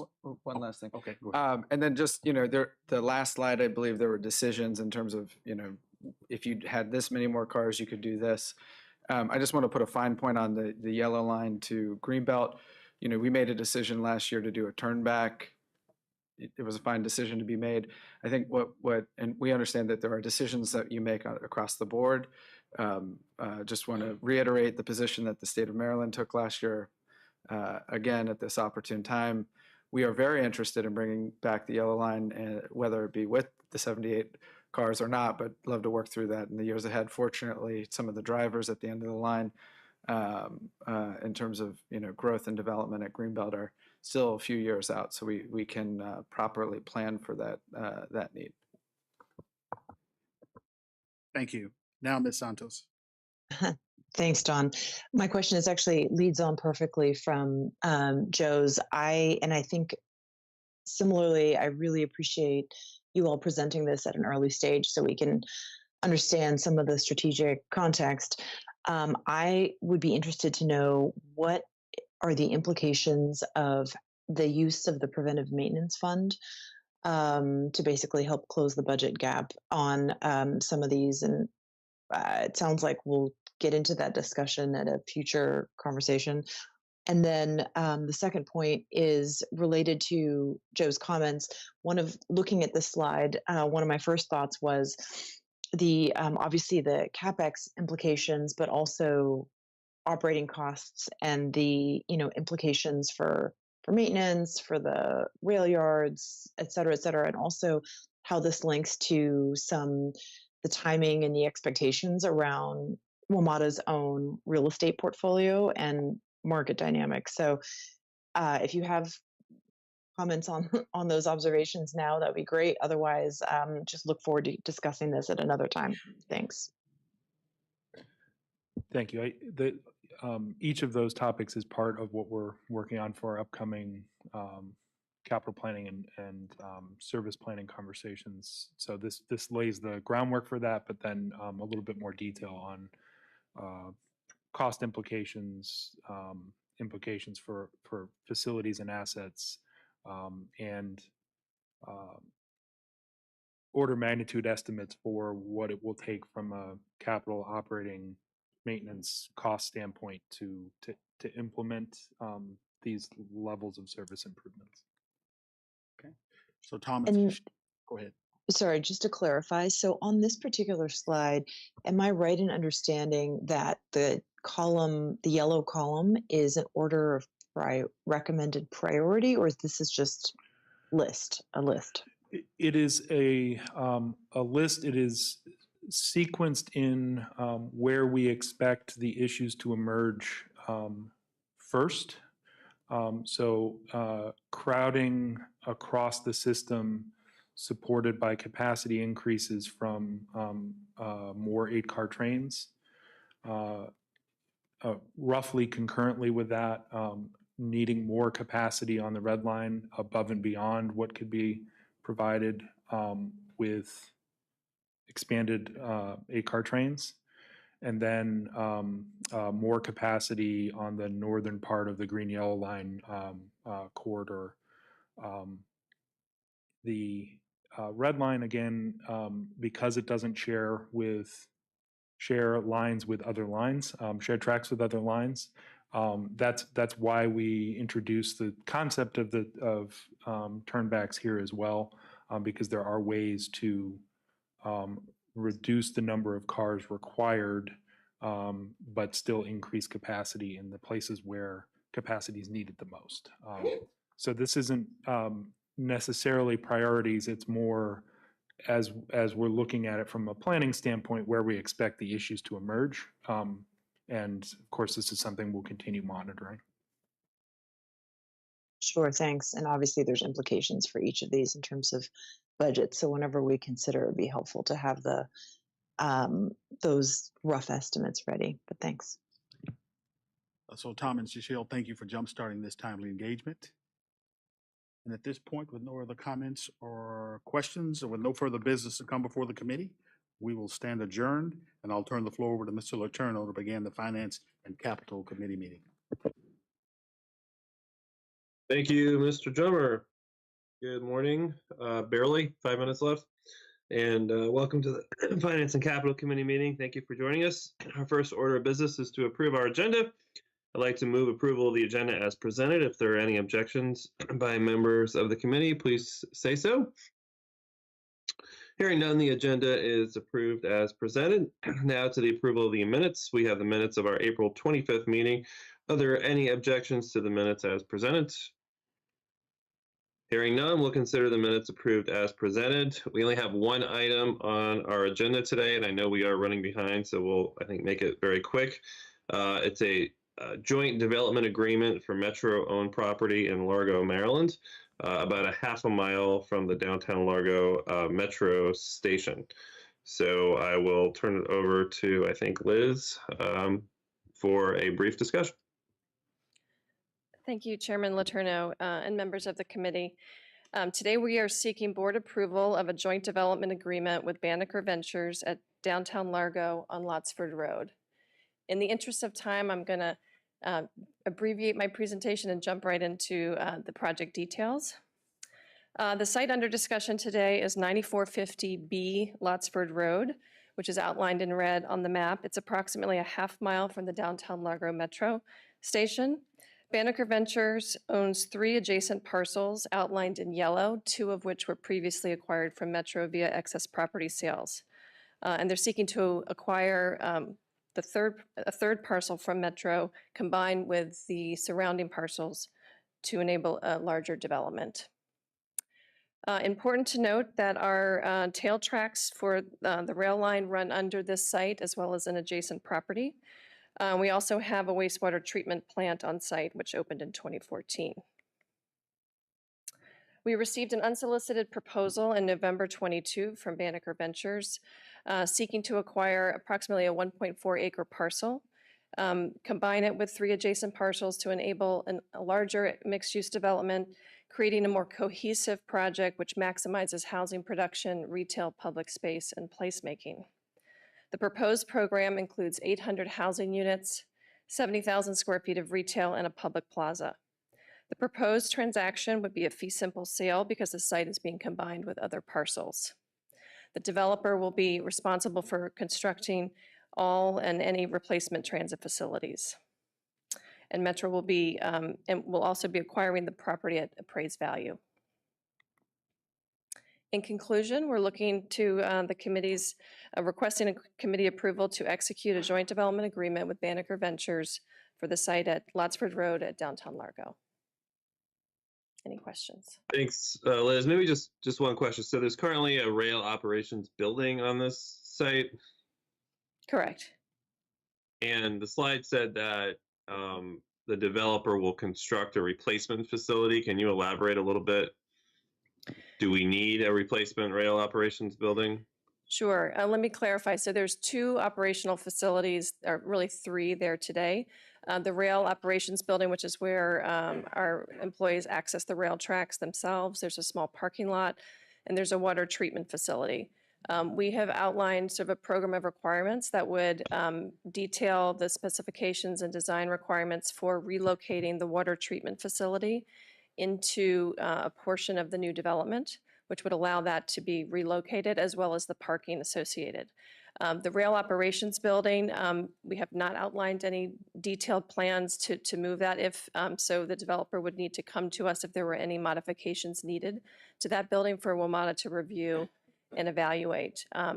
They've considered perhaps building around that station or around that facility and adding retail and other uses around it. But any modifications to that building would be subject to WMATA's review and approval. So we're anticipating at this point the building would just stay in place and continue to operate. At this point, that is our assumption. Okay. Questions from members of the committee first? No questions from committee Okay. members, Mr. Chair. All right, then Dr. Lowe, you have a question? Yeah, regarding, just following up on what Mr. Letourneau was asking about, you know, we would entertain scrape and replace if they were like, here, I'm going to build this cool new commercial building anyway, here's a free office. I'm sorry, what's the question? For Can you the repeat for the question? rail operations building, if the developer came back to ask for scrape and replace, would we entertain that if they're like, here's a cool new building I'm going to build and you can have this part of it for free? I think there are some things within that building where that could be an improvement and a possibility, but because it is actually where we access the rail, there are functions. There are functions that happen in that building that are critical. So I think there's some things in there that are probably not possible to replace or relocate. But there may be things that occur there that could be augmented in adjacent spaces. But we do not have a specific plan, and we have not approved any changes to this building or provided the requirements for that. That would be subject to the next level of design. Is this really the parcel assembly opportunity they think it is? I guess it's not our problem, but They have been very interested to bring this together. What it allows them to achieve is instead of two separate, smaller, inefficient buildings, they're able to combine the entire corner and build a much more integrated project. And importantly to them, as well as to the county, it allows them to add 70,000 square feet of retail space, which was not previously planned in the two separate buildings, as well as public space between the two projects. so they're going to do that just by scooching around our building. I'm sorry. Like our building is in the way. I just don't understand how this So is the gonna happen. wastewater treatment facility would be That's got to go. relocated. Okay. So that is critical to that overall I see. vision. Then there's enough room. Yes, the rail operations building, could be fronting on a new plaza and park and could be wrapped by other uses potentially. That's what they're evaluating. Okay, this is cool. Okay, any other questions or comments? Seeing none, Ms. Ellison, could you call the roll? Chair Letourneau, Aye. Vice Chair Klein, Aye. Mr. McAndrew, Aye. Ms. Santos. Aye. Mr. Chair, the motion passes. Okay, thank you very much. And with no further business to come before the committee, we will be adjourned. And I believe we're going to begin our board of directors meeting in about 5 minutes. Is that correct, Mr. Smedberg? Yes. Okay, turn it over to you then. Okay, we're going to take just a 5-minute break to give people a bio break, and we'll be right back.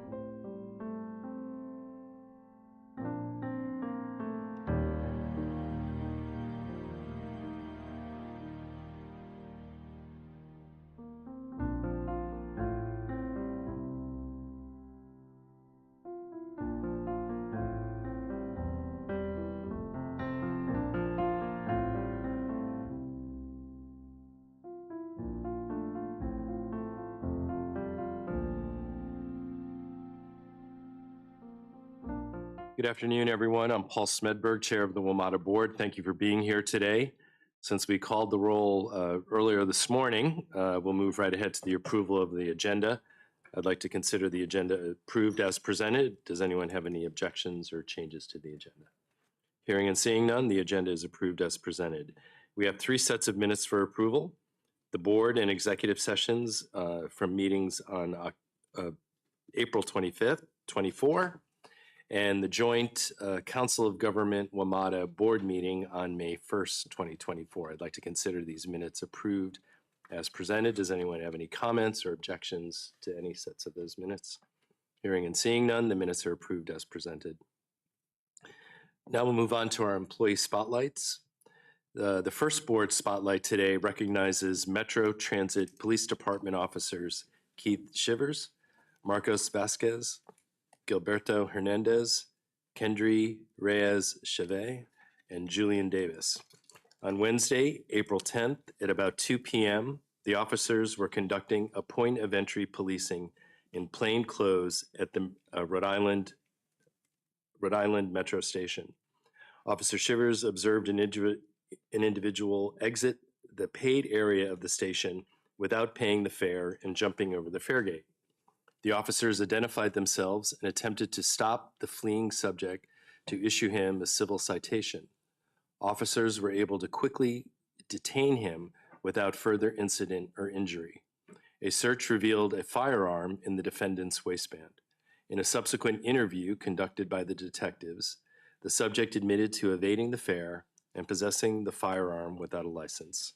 Thanks to great teamwork and fair enforcement, the officers were able to take another firearm off the streets.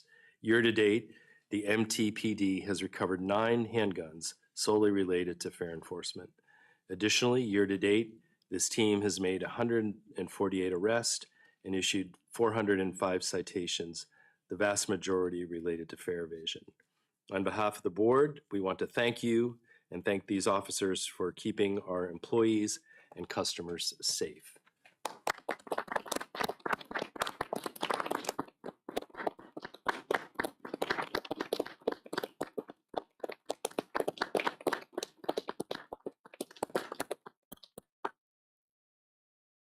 And don't go anywhere. The next spotlight honors 4 bus service employees who represented Metro at the best of our best, competing against other transit agencies from across the US and Canada at the 2024 APTA International Bus Rodeo in Portland last week. First up is Robert Miles, operator, Landover Division, who we all know Mr. Miles. He has 50 plus years of, go ahead, you guys can stand. Even though Mr. Miles isn't here today, Mr. Miles has 50 plus years service with Metro. Unfortunately, Mr. Miles could not be here today. So Assistant Chief Transportation Officer for Bus, Jewel, I think you were here. Why don't you come on up, is representing Mr. Davis.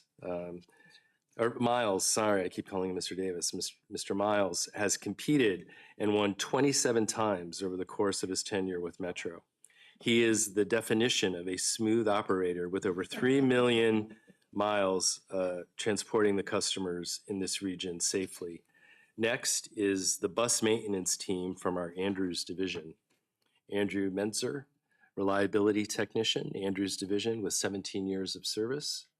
William Medeiros, reliability technician, Andrews, with 10 years of service, and Edgar Villalobos Elias, reliability technician, Andrews, with 9 years of service. This team placed 17th overall this year, 11th in the operator category, and 19th in the maintenance team category. This is the second year this team has competed, and they finished in second place in 2022 at the Metro Bus Rodeo. Together, they represent the definition of teamwork, solving for our most difficult technical and mechanical problems daily. Additionally, they shared their knowledge, mentoring with others across Metro Bus for many years. Metro has previously won the International Maintenance Competition in 1988 and received the Grand Champion Award in 2018. All four of these individuals have expressed excellence in their many years of service, both in their daily roles at Metro and as esteemed representatives for our organization at the International Rodeo. Thank you for all your hard work and for such stellar representation on the national stage.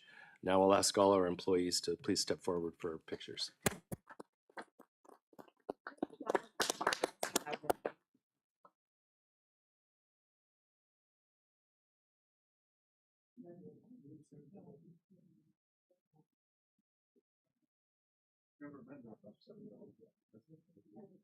Oh, they are so fun. I cannot recommend them enough.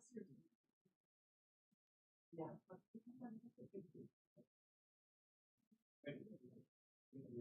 Congratulations, but we need to get back to Thank you.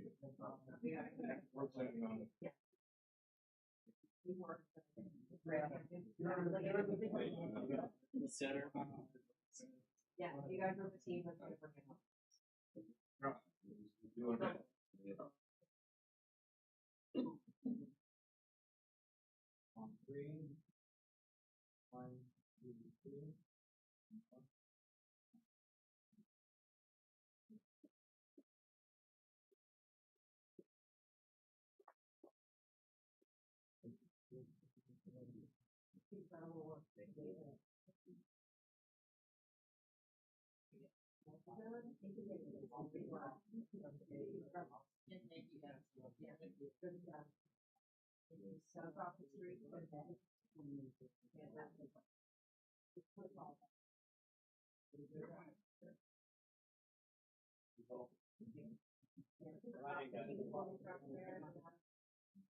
We all adjust ourselves.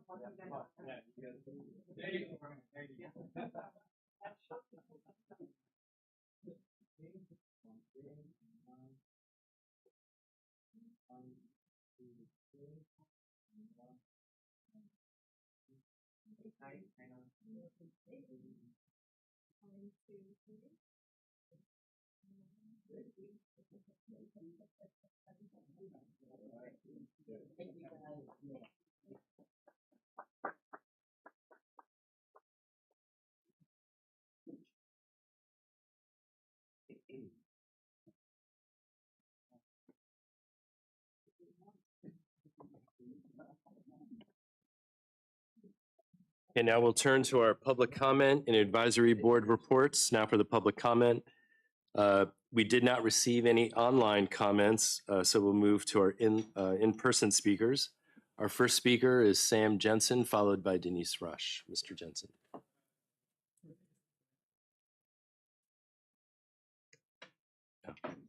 Sorry. Good morning. I'm Sam Jensen. So I'm going to first start off by saying I would like to see more six-car train ends here stickers at most of the stations. Because like me, I know the system inside out and I can kind of dictate where six-car trains end, but a lot of people don't. So that's that. Regarding, I remember reading a small document about the 6K digitization project. I probably joyride across the system more than most people. I don't see a lot of 6Ks like I used to. So I was curious about that project, if there was any more information you could share about that. If that project had already begun, and when that project starts, like, will it impact service? About the passenger information display screens or the PIDs, sometimes they are a little glitchy. Sometimes when you look up, it'll say an 8-car train is approaching and then a 6-car train shows up, or it'll say a 6-car train is approaching and it's an 8-car. So I was wondering if we could work on that. And then regarding the Metro Rail fleet strategy, slide 19 talked about potential future concepts. And at the bottom of the future concepts table, we talked about turnbacks on like the red and silver lines. I know they're only concepts, but try to take in consideration of like possible or potential service disruptions or delays. Like, for example, if the Silver Line is turning back at Stadium Armory, I assume the operator is going to go up to the DNT junction, reverse ends, and come back. Like, if, for example, like, I don't know, like if there's a switch problem or a signal issue that could, delay service a little bit more. So maybe take that in consideration. And that's all of my comments.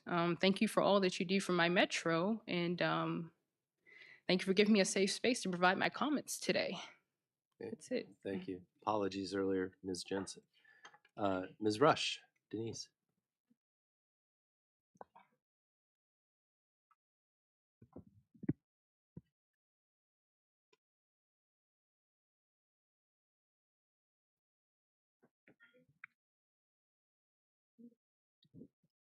Here you go, Denise. Hello, everyone. My name is Denise Rush, and I'm Vice Chair of the Accessibility Advisory Committee. Of course, I want to keep thanking everyone that worked hard toward the budget and the concerns. The bus transition proposal sounds great, but I want to make sure that the 210 area and Branch Avenue, Clinton, and Brandywine, I hope they are included in that because I can't see, so I don't know.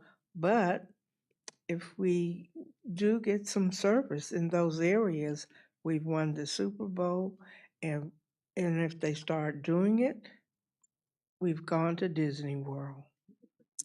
So I look forward to that.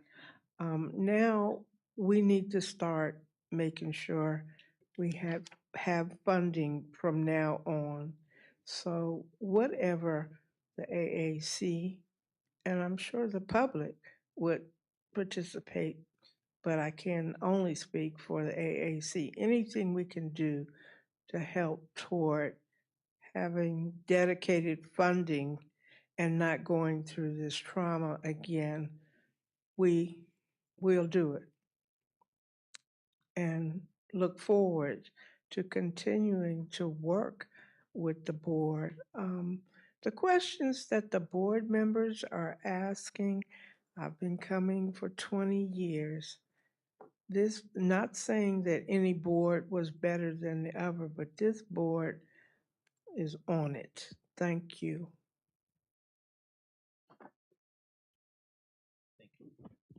Thank you, Ms. Rush. Okay, next we'll hear from the Accessibility Advisory Committee Chair, Patrick Sheehan. Good afternoon, Pat. You're on mute. You're on mute, Pat.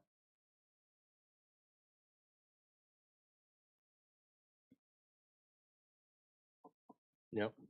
Sorry, we can't hear you. Hold on, we're checking on our end, Pat.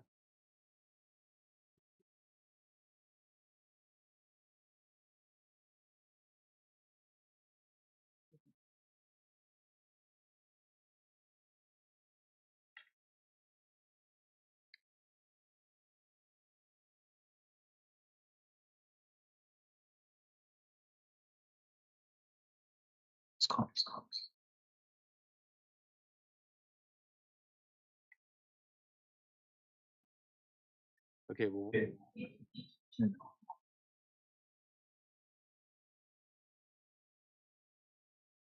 you know, while you're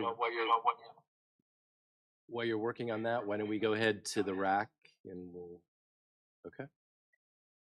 Now we'll call in Mr. Cole Stout for the rack report. Mr. Stout. Thank you all for the opportunity to present the report. Last week, we had a really productive RAC meeting and focused mainly on two big issues that are impacting riders. One is the upcoming Red Line shutdown this summer and travel alternatives. We had a really great discussion with staff about all the alternatives planned and ways, made some recommendations on how to communicate with riders about these upcoming changes. I think we all also expressed our the sentiments that this board has, and a lot of riders have these bus-only lanes, and we would love to see those be successful and likely continue. So any work that the staff or the board can do to ensure that happens would be welcomed by riders. We also had a really in-depth discussion with Metro staff about customer safety in and around the Metro system. Obviously, with the stated perception of folks' perception of increased crime or on the system being a bit in conflict with what the data tells us is happening on the system. So trying to delve deeper into where those sentiments are coming from and actions that Metro can take to respond to customer sentiment while continuing to reduce crime. And we also had a really productive discussion on what the RAC would like to focus on in the next year. And we look forward to working with staff and the board to get some more hands-on and in the field experiences with riders and with staff to get a more in-depth picture of what's happening in the system. But with that, that is my report. Any questions or comments for Mr. Staff? Okay, thank you. Just Paul. thank you. And thank you, Bryna, for being the liaison with that group. It's really been helpful. It's a great group, and they're really rolling up their sleeves, so appreciate it. This is Pat Sheen. Can you hear me? Hold on, Pat. We're gonna get back to you just a moment. Okay. Okay, great. All right. So before we move on, we would like to take this opportunity to thank the outgoing RAC chair, Michael Leibowitz, for his service. Mike, why don't you? Well, come on up. Yeah.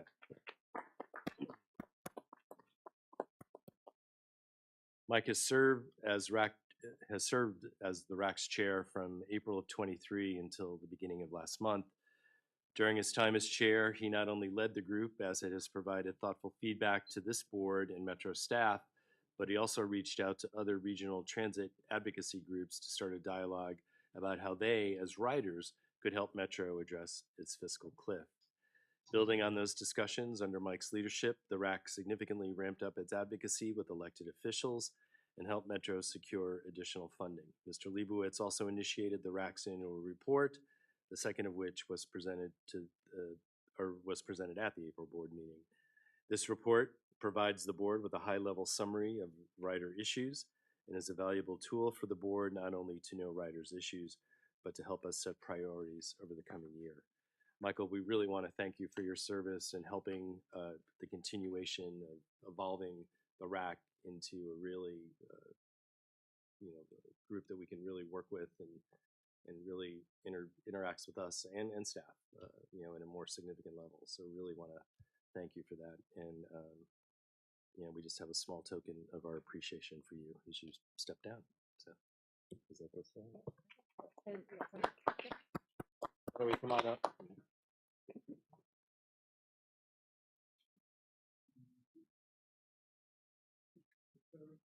Thank you very much.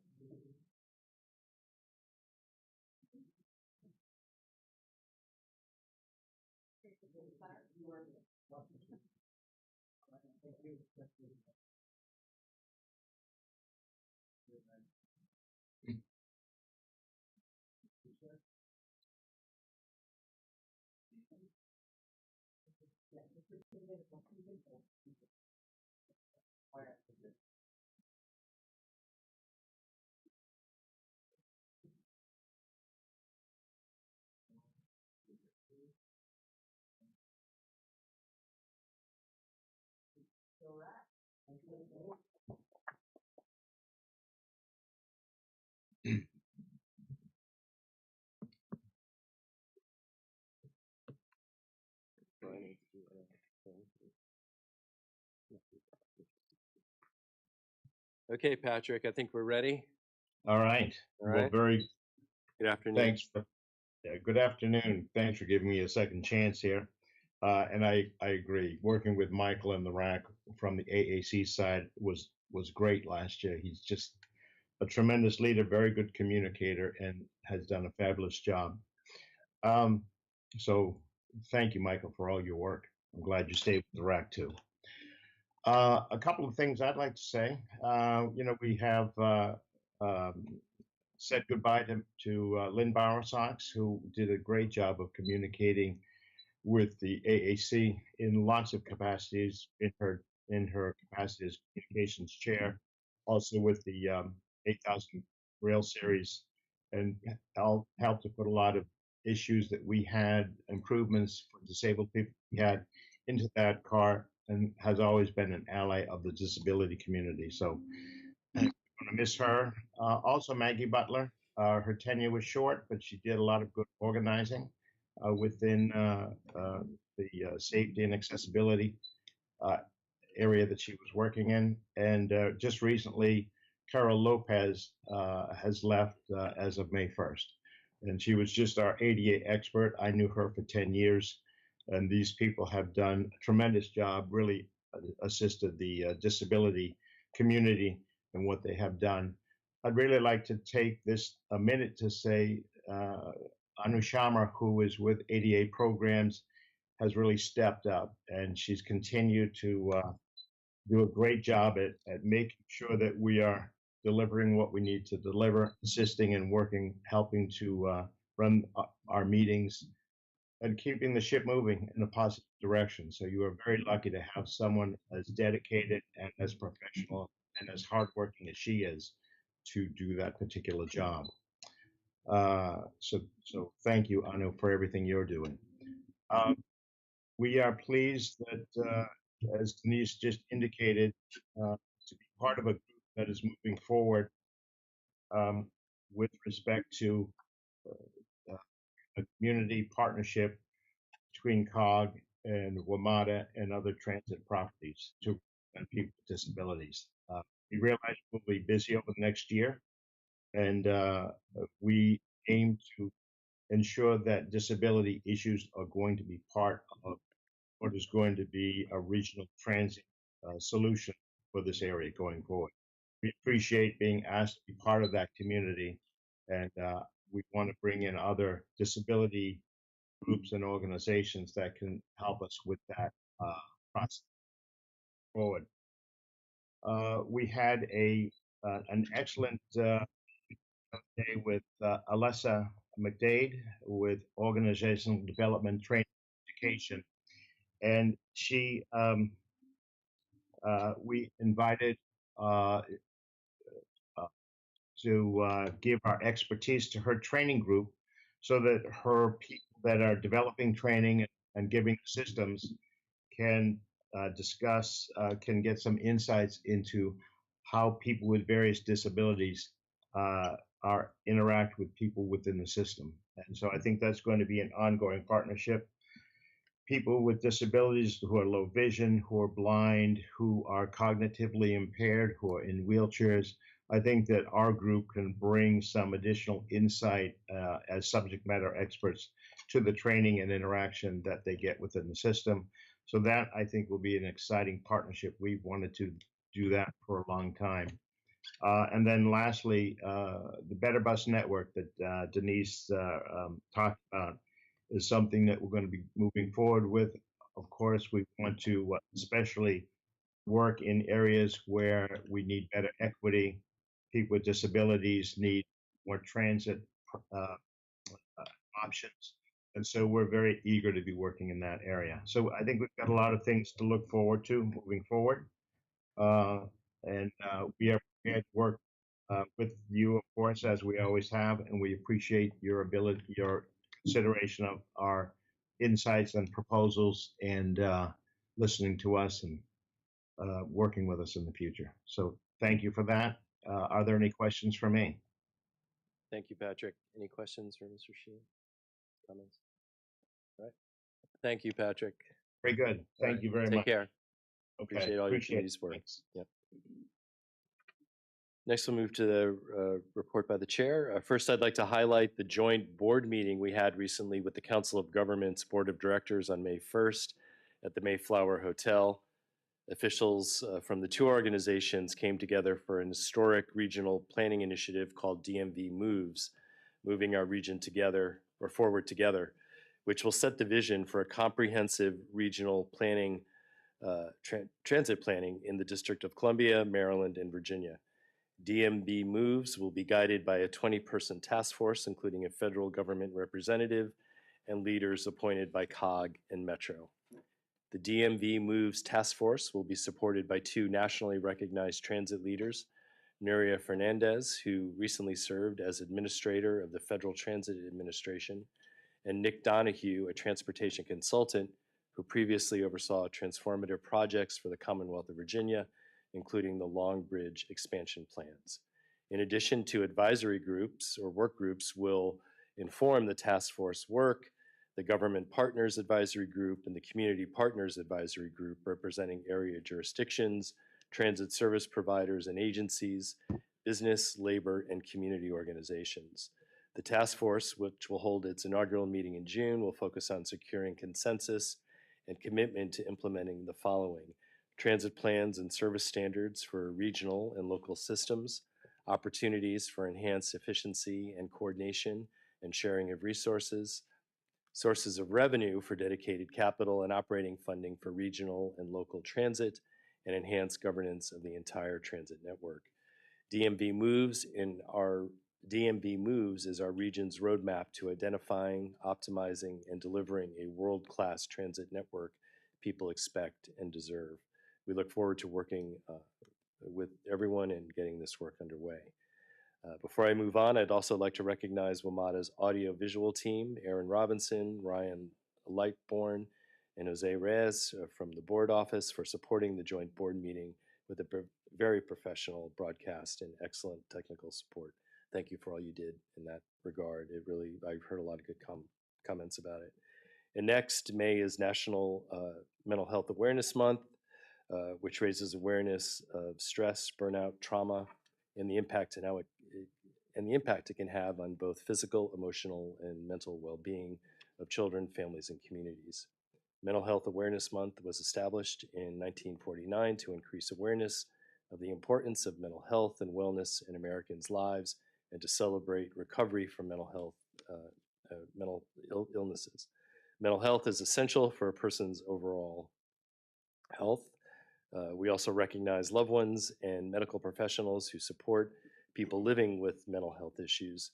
Prevention works, treatment is effective, and people can recover from mental disorders and live full and productive lives. Finally, as a reminder, there will be no public board meeting activities on May 23rd. Our next public meeting will be June 13th. That concludes my report. Now I'll turn the floor over to Mr. Brian Dreyer, our COO, for the CEO report. Mr. Chair, thank you very much. I am filling in today for our General Manager, Randy Clark. I think as most of you know, Randy had a serious accident recently. He had the second of 2 successful surgeries earlier this week, but he's busy convalescing. So I think he's finally decided to take staff advice and get a little time. So we're all wishing positive thoughts and prayers for him. Are we sure about that? And doctor's advice. Doctors would help as well. John, you can, so Godspeed to Mr. Clark, obviously. We've had 37 consecutive months of increased ridership, and I'm proud to say this week that trend continues. I know Tom talked about this in both his presentations in bus and rail. We wrapped up April with 20% more combined trips on bus and rail versus last April. Metro Bus saw over 2.5 million weekly trips in the last 2 weeks of April, leading right into May 1st being bus's busiest day since 2020. We've also seen a great response to our late night bus service, which has been filling a gap in our network, particularly between the hours of 2 a.m. and 4 a.m. Fare evasion on rail has dropped 60% as we continue to retrofit our fare gates. Paid rail ridership in April of 2024 was 30% higher than in 2023. The weather is great, the region's busy. Metro is the most trusted way to travel, especially now as wait times for rideshare services in the area continue to increase. I want to thank our customers for choosing us each day. I also want to thank our excellent employees for their continued dedication to service excellence and to our customers. Next slide, please, John. You've already heard the chair speak about the success of our first ever joint board meeting with the Metropolitan Washington Council of Governments. I want to thank Chair Smedberg and each director for their leadership and support in this regard. It was a historic day for transit in the region, and we as an organization are proud to hear so many leaders share their support for unifying our collective vision for what transit in the DMV can look like. I'd be remiss if I also didn't call out Tom, Regina, and many of their staff for how they've supported this going forward. DMV Moves is only the beginning, and we have a great foundation to collectively define our vision and how we plan to make it all work for everyone who lives in and visits this awesome region. We are all looking forward to the collaboration and the recommendations that come from this initiative. Next one, John, please. May 6th started National Construction Safety Week. I want to acknowledge the importance on behalf of all of us of safety on our construction sites.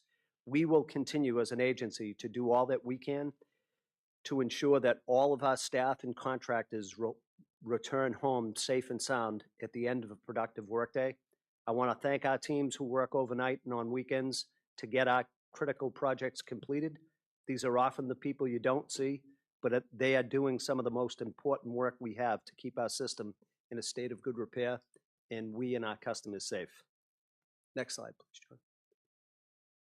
And finally, tomorrow, as was mentioned earlier, we will reach a milestone in our fleet maintenance program with the retirement of the 2000 series railcars. The 2Ks have been a workhorse fleet. They've been with us for over 40 years, and as Shashil mentioned, older than he is. I would say I think we all appreciate it as a team, the board's interest in the 2Ks and their retirement. This is a historic region. I think we all appreciate that every day. I was a history major, which may explain why I ended up driving a train for a living. But the fact that we generated so much interest here, we'll get out some comms later about the 2K retirement, but we really appreciate the positive feedback. Over the last year and a half, we've been working hard to fully restore our 7K fleet so we could officially retire the 2Ks. And I'd be remiss if I didn't thank Shashil and all his hard work and dedicated team for their care, dedication, and attention to detail, not only in maintaining the 2000 series, but all they've done on the 7K fleet and the rail service generally that we have. Your work has not gone unnoticed, and it's greatly appreciated by the board, your teammates, and mostly our customers. Retiring the 2Ks signals progress and transition towards a more modern, updated fleet. And I would also be remiss if I didn't say, as somebody, I think a lot of us at Metro practically worry about the service every day, and the idea of having the fleet out of service that causes the most problems that we generate and the most customer inconvenience is really a relief to all of us. So, Chair, with that, report is concluded. I'm happy to hear any questions or comments. That all sounds pretty good. Any questions for Mr. Dwyer? All right. Thank you all. Brian. Thank you. Next, I'll turn the floor over to Mr. Drummer for a report by the Safety and Operations Committee. Mr. Drummer. Thank you, Mr. Chair. The following item was referred to the board at this morning's Safety and Operations Committee meeting. Staff sought authorization to hold public hearings on the proposed 2025 Better Bus Network, including the bus service changes shown in Attachment A of the resolution, and to report back on the findings of the hearings. Mr. Chairman, I move approval. We have a motion on the table by Mr. Drummer. Is there a second? Second. Seconded by Dr. Lowe. Any further discussion on this item?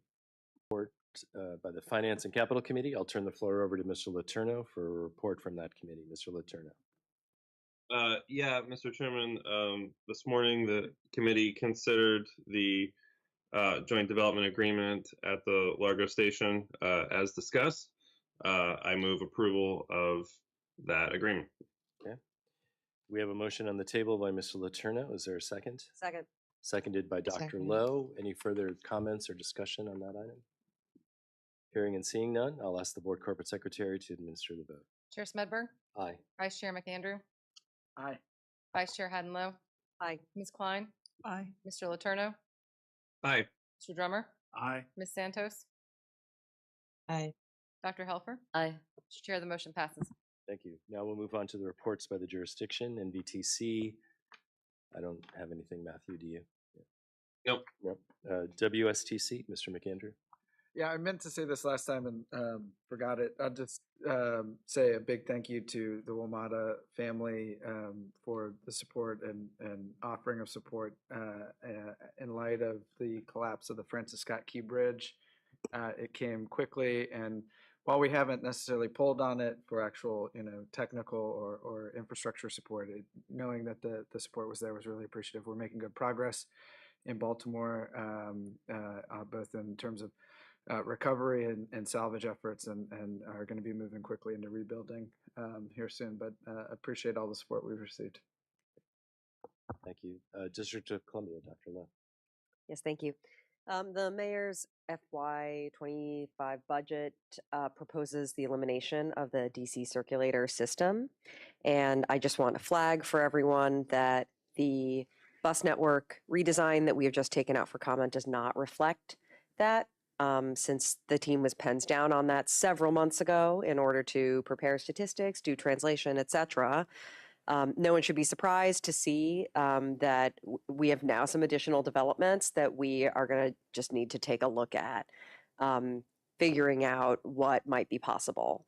In addition to service, there's a lot to figure out in terms of what will happen to the DC circulator fleet and the workforce. And, this is just the beginning of all of these conversations, and it's going to take a lot of time. Thank you. Federal government, Ms. Klein. I have no report. Okay, you heard it here. Federal government's good. All right. With no further business to come before the board, we're going to stand adjourned. Thank you all for being here today. Take care. Just a reminder, we have